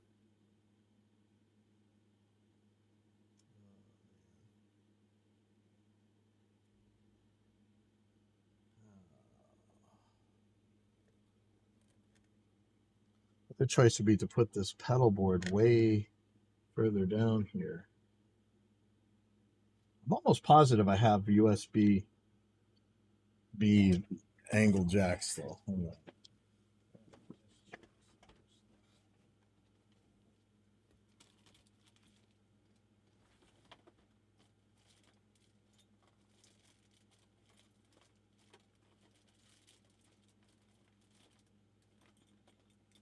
I think I actually have cables that are angled too. I don't know where I would have put them.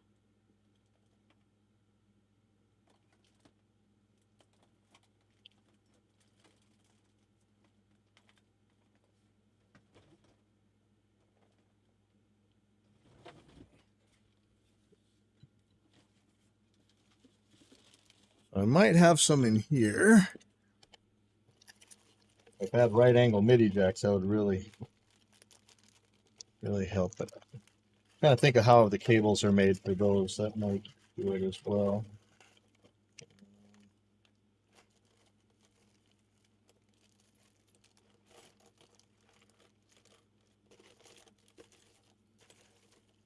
I know I actually have USB cables that are angled.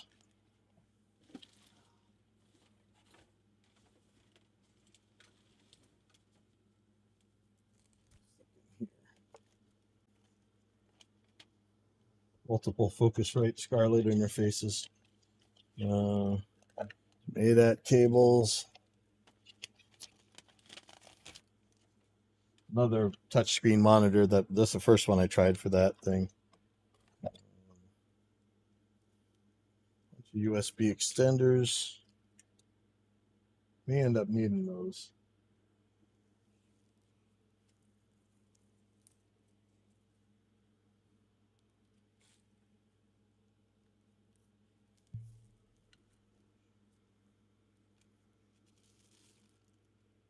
HDMI, USB-C, USB-C. Because for this exact build, I actually bought a right angle USB cable for the computer. And I think I need a dual USB-C to USB-A as well for the XVive P58 whatever thing. Well, shoot, man. Don't know where that jack is, because that would make things a lot safer.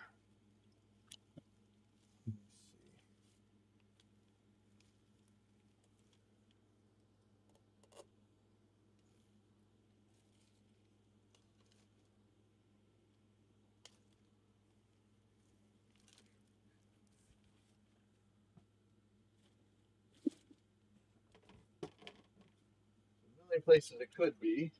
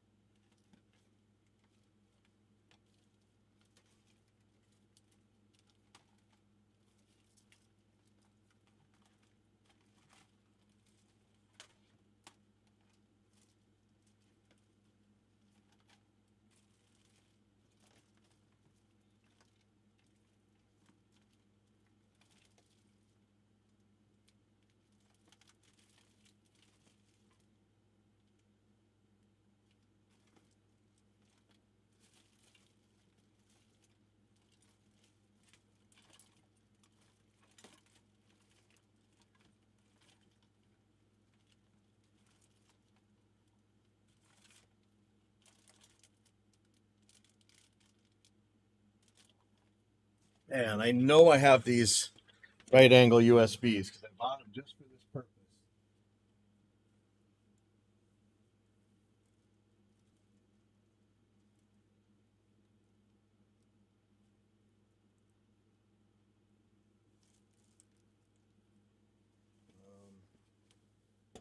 How far can I put this?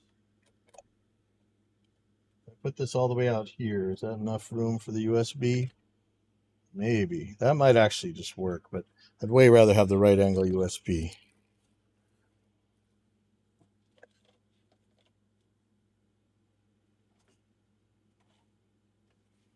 Um,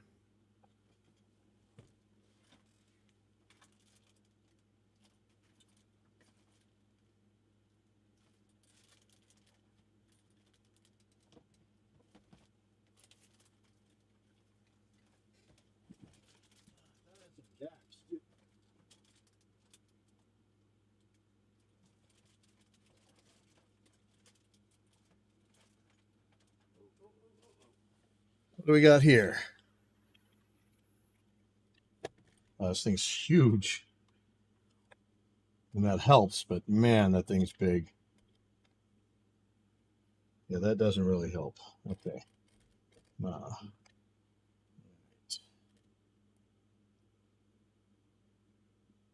This thing is so big. The cable I had was way smaller.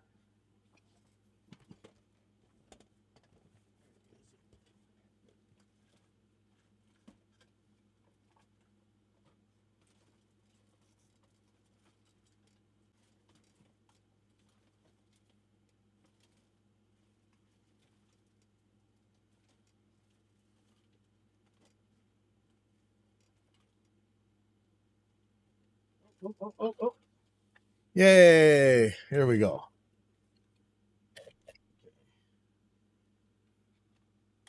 There we go.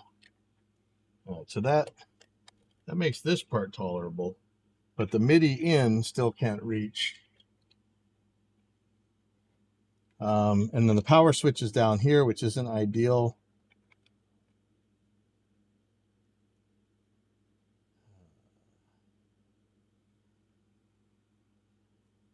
If I do this the other way,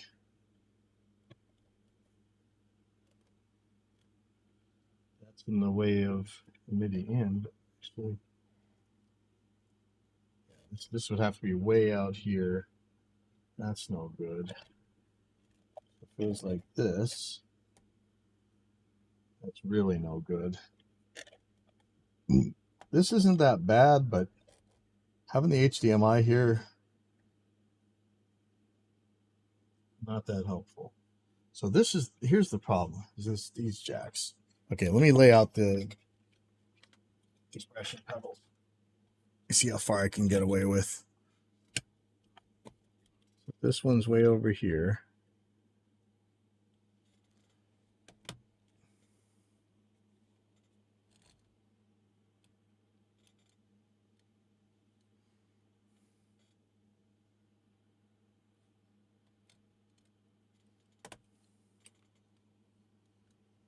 These can be pretty close together, but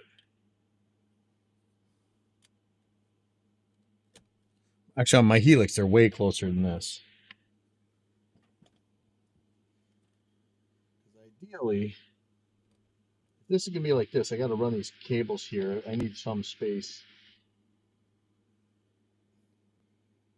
The hub's gonna be a problem too. Sounds like this. You can get the MIDI in here. I can get the. I think I can move this far enough over. I could actually make those a lot closer together.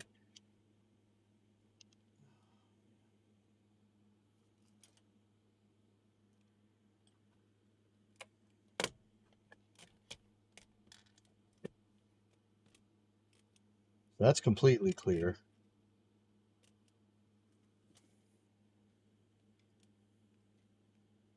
MIDI can still get in there. There's space here. This would actually be okay. So you gotta think about the touch screen. So this would be, I want this far from the pedals. So I really need a way to pick this up here. The hub's gonna have to go somewhere. So this thing has like it's kind of backwards the way this is made. I'd rather, you know, I don't know that this thing can go upside down either. I can't remember if you can flip the screen. Check that. If I can flip the screen, then I can make this angle here. That would be kind of cool. I should plug that in and find out. Yeah, let me do that real quick.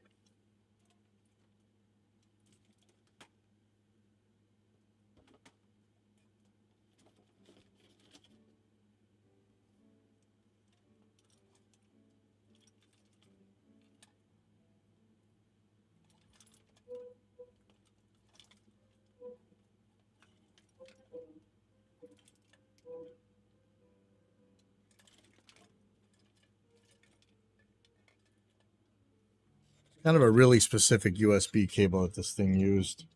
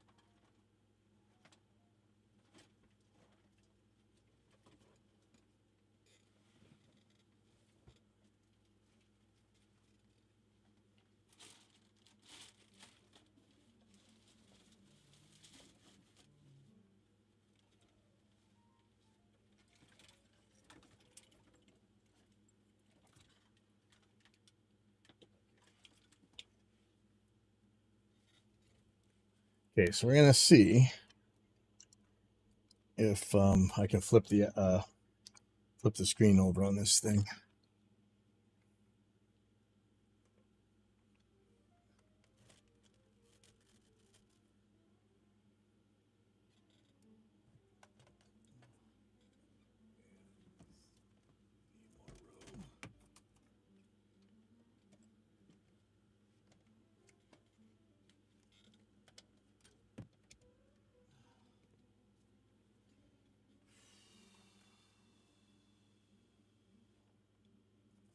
It says USB-A out. That's interesting.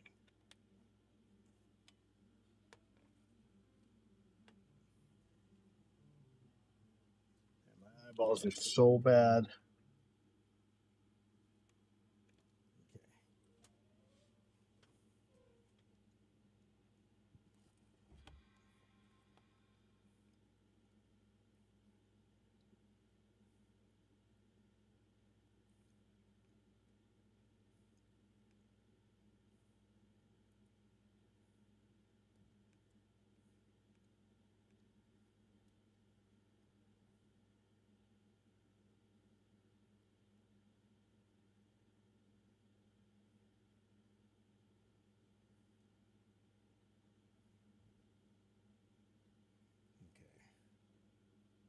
So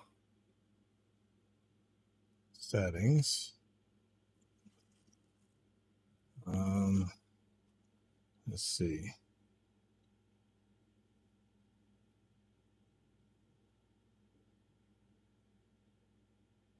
I don't know what any of this means.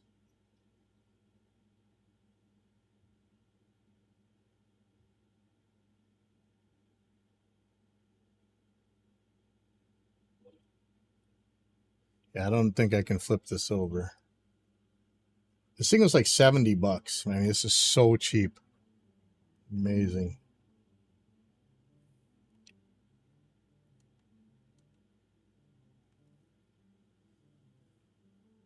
Well, what is this?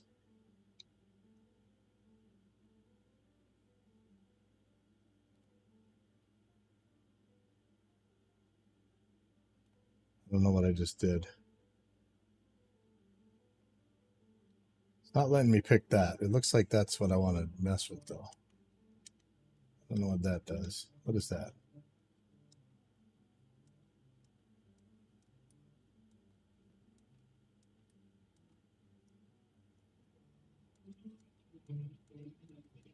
I want to go there.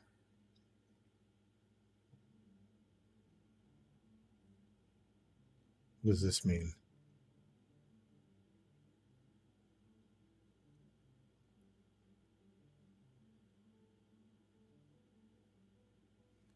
I have no idea.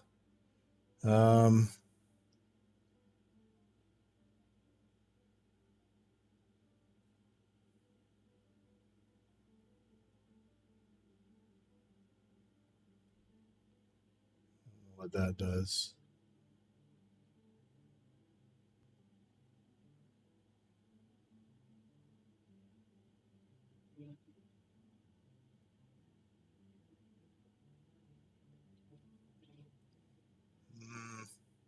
All right, well, I don't think I can flip this, so maybe I'll build up. I'll use something to build up some height. So this just tilts the wrong way. But that's okay for now. Let me turn this down.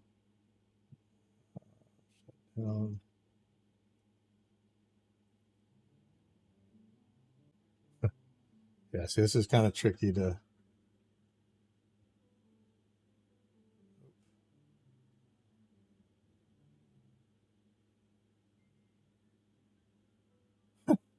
Having the hardest time. That's where I was able to shut this down easier before.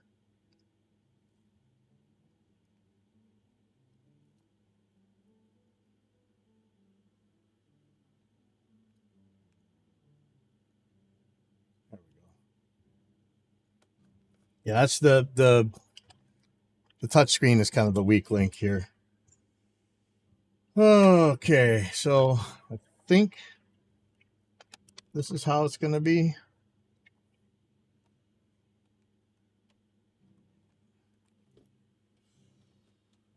figure out where to put the hub. If I even need this hub, we'll see.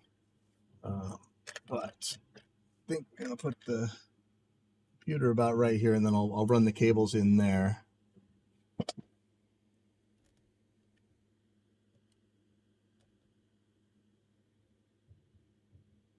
Should be decent. See if I can...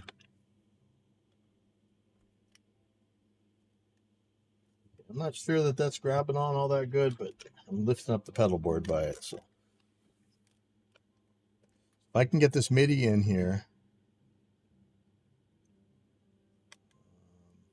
think about what pieces absolutely need to get to the here. So the audio interface and MIDI pedal, I think those are the most important ones.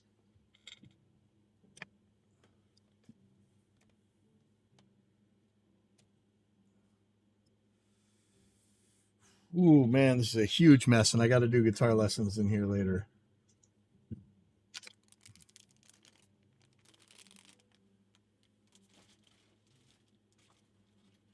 Oh, what is this? Hold on. Dual Type-C USB. I think I already ordered what I was just about to order off of Amazon. Hold on.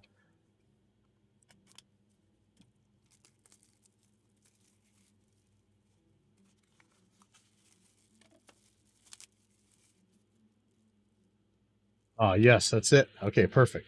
If I have this, this is what I needed. All right, good. Hey.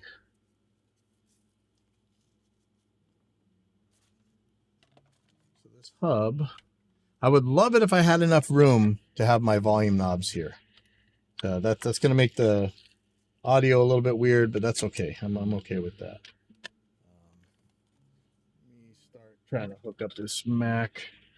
So the things that are going to need to go USB to the audio interface and the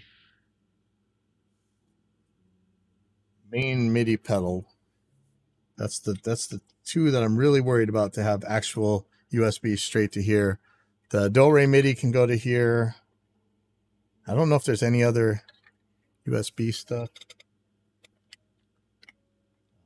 See if we can't mount the you know what, I should probably dual lock. Yeah, see, I should have got this top dual locked first. Does it matter? Yeah, see. All right, I'm probably gonna have to re-zip tie that. See how much dual lock I actually have. I don't need any more on the bottom here. This is actually, that's fine. I might need one on the top here. Might need one on the bottom here.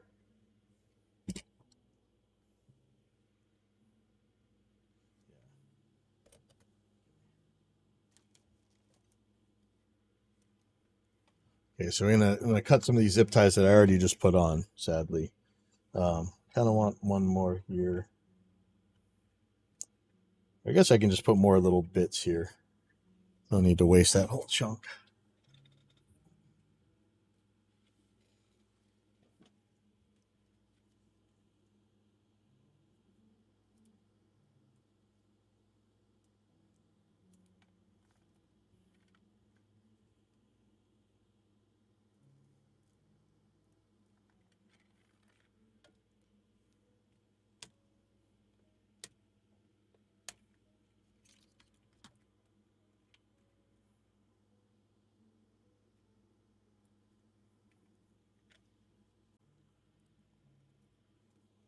Kind of hanging over the edge. I didn't do this that good the first time.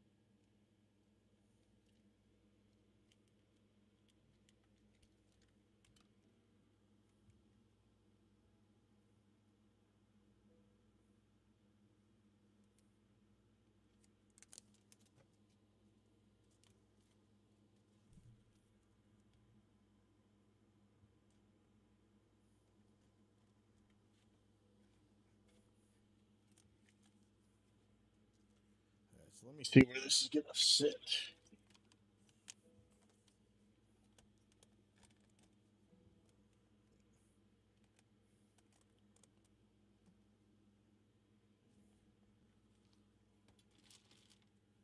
I don't know if I want to blow a whole bunch of dual lock on this, but let's just fill in these spaces.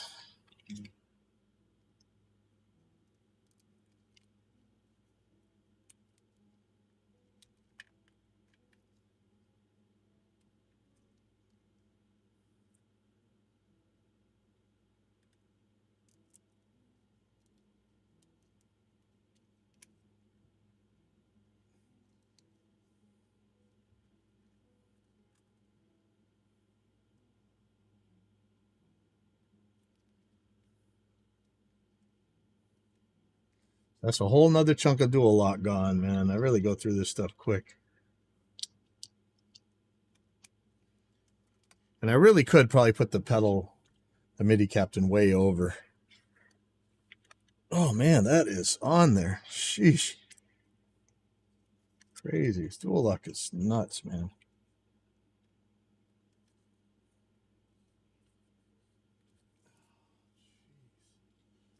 Where did I put the screwdriver? I got to get this one off. I don't want to break the pedal. Oh, crazy.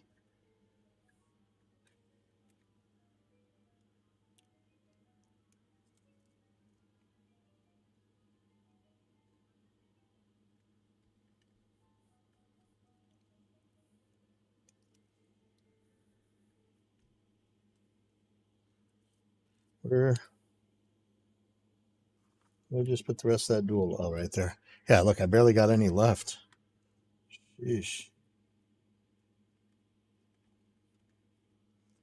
Stuff's expensive too.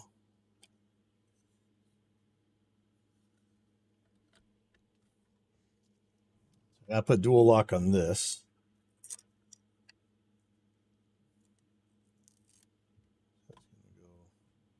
Somewhere on here.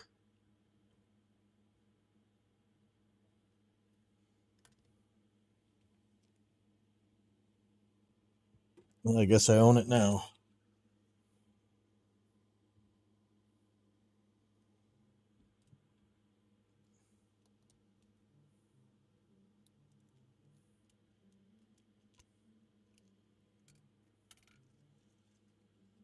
Easy.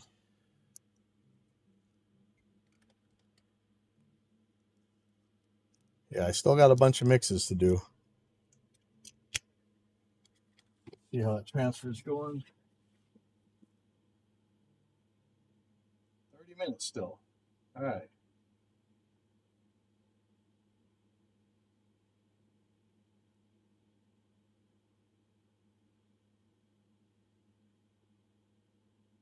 I don't know. When this thing goes to sleep, does it stop compressing, or is Mac just really slow and crappy at compressing?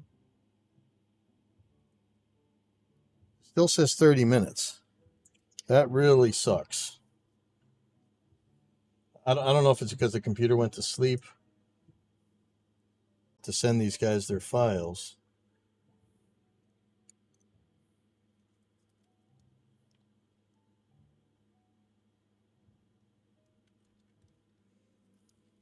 Okay, so this is one of the few things I'm pretty sure about where it's going. Oh, that is loose. Not cool. Might have to put some Loctite on there. So I'm going to run the power cable through there. Pretty good, probably. This is going to go into the converter. Still don't know if the converter is going on the bottom or the top. So I got to re-zip tie this.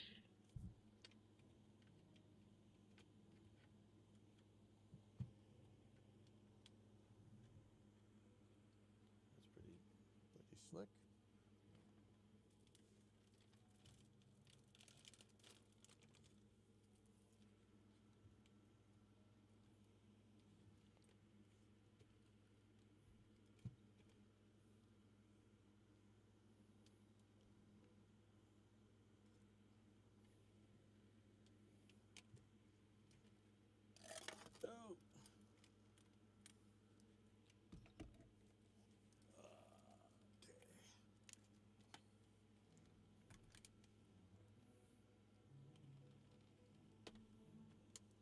Now that I got a second chance, let's see if I can't get this corner where it belongs this time.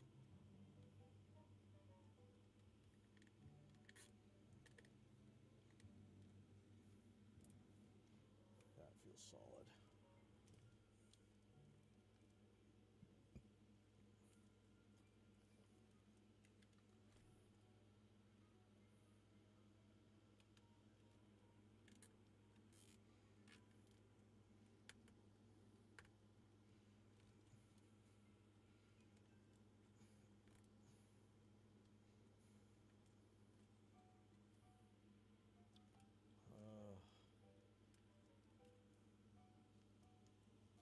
I would love to use this at practice tonight. I don't know that that's going to happen. That's definitely possible. I don't have some of the levels exactly right yet either, so I can mirror the HDMI on here, but it's so behind. It's like this weird latency with the mouse that it's not a little bit, it's a lot.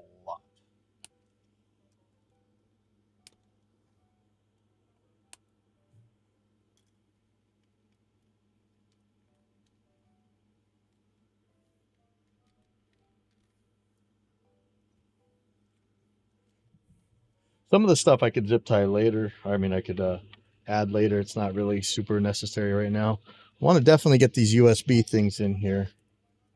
This is going to power the headphone. So this is kind of hard to get to with the. Let me get the hardest ones first. So this needs to be powered. The converter needs to be powered. And the do re mi thing needs to be powered. That's what I know so far. This is plenty long, so I can deal with that later. I think this is going to come out like here, and this is going to power the or it might go out the top. We'll fight that battle, burn that bridge when we get there. Mac is going to be on this side, so let me there. What else needs to be plugged in? Mac, power out.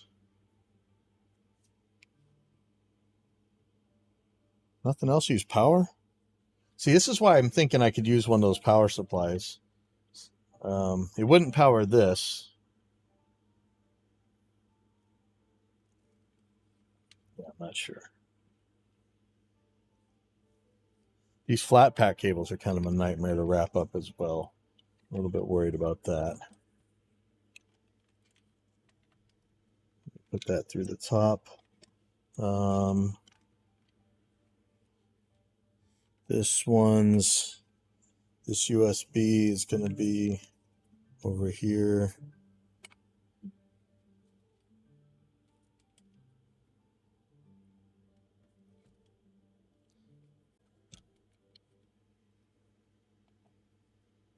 And there's going to be one for the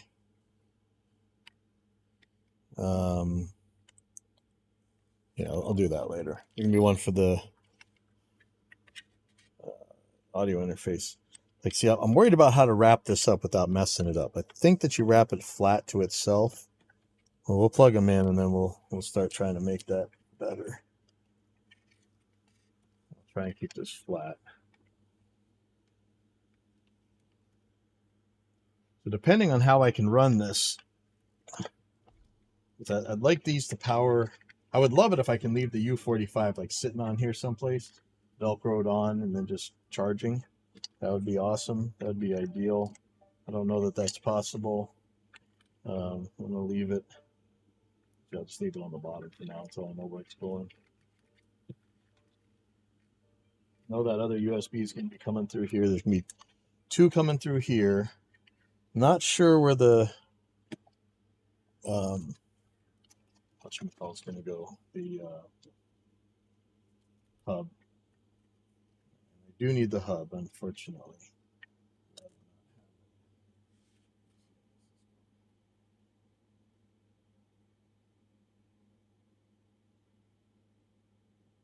I don't know if when this turns off on the screen, that stops going. 11.13.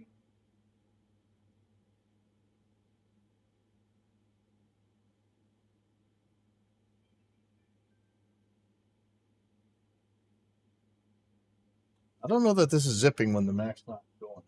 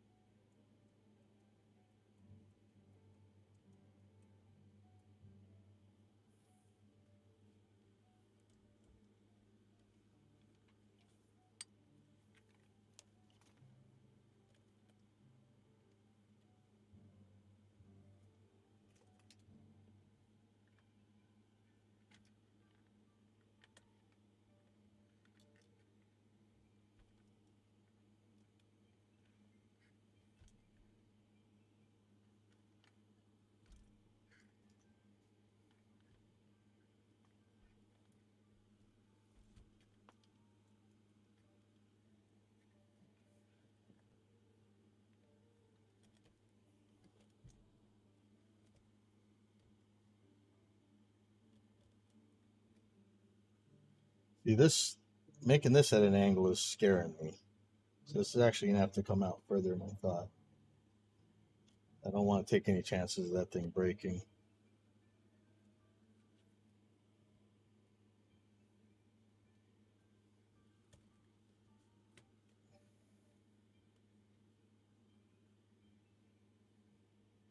I kind of want to put it closer because it's not really on there. How close can it go?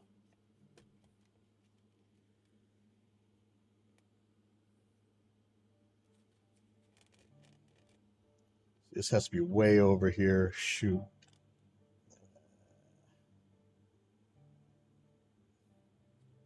I wish that, oh, yes, oh no, the USB is fine, that's right.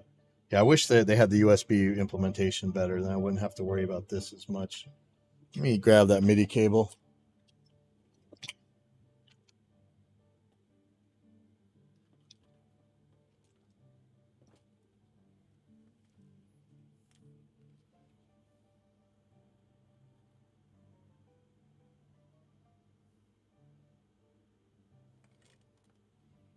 If these were right angles, this would be a little bit easier.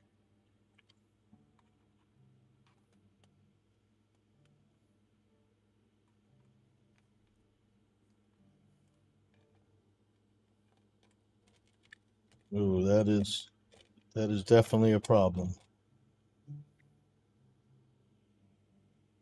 This was at a better angle. And I wonder if they make them at a right angle. This is really far over.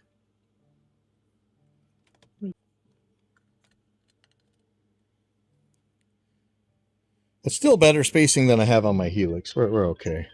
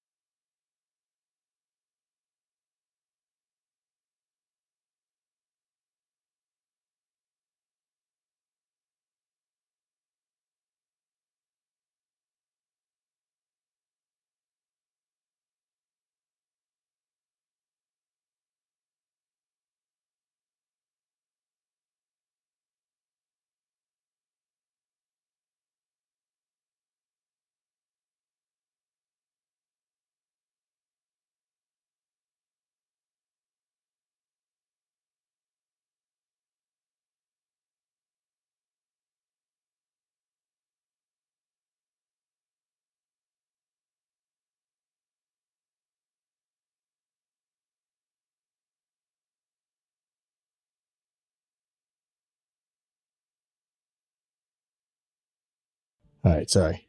I got to get ready for guitar lessons, so I'm gonna go put this stuff away. It's just an absolute disaster in here right now. But I think this is starting to work. I will see you guys later. Let me just gonna hopefully get some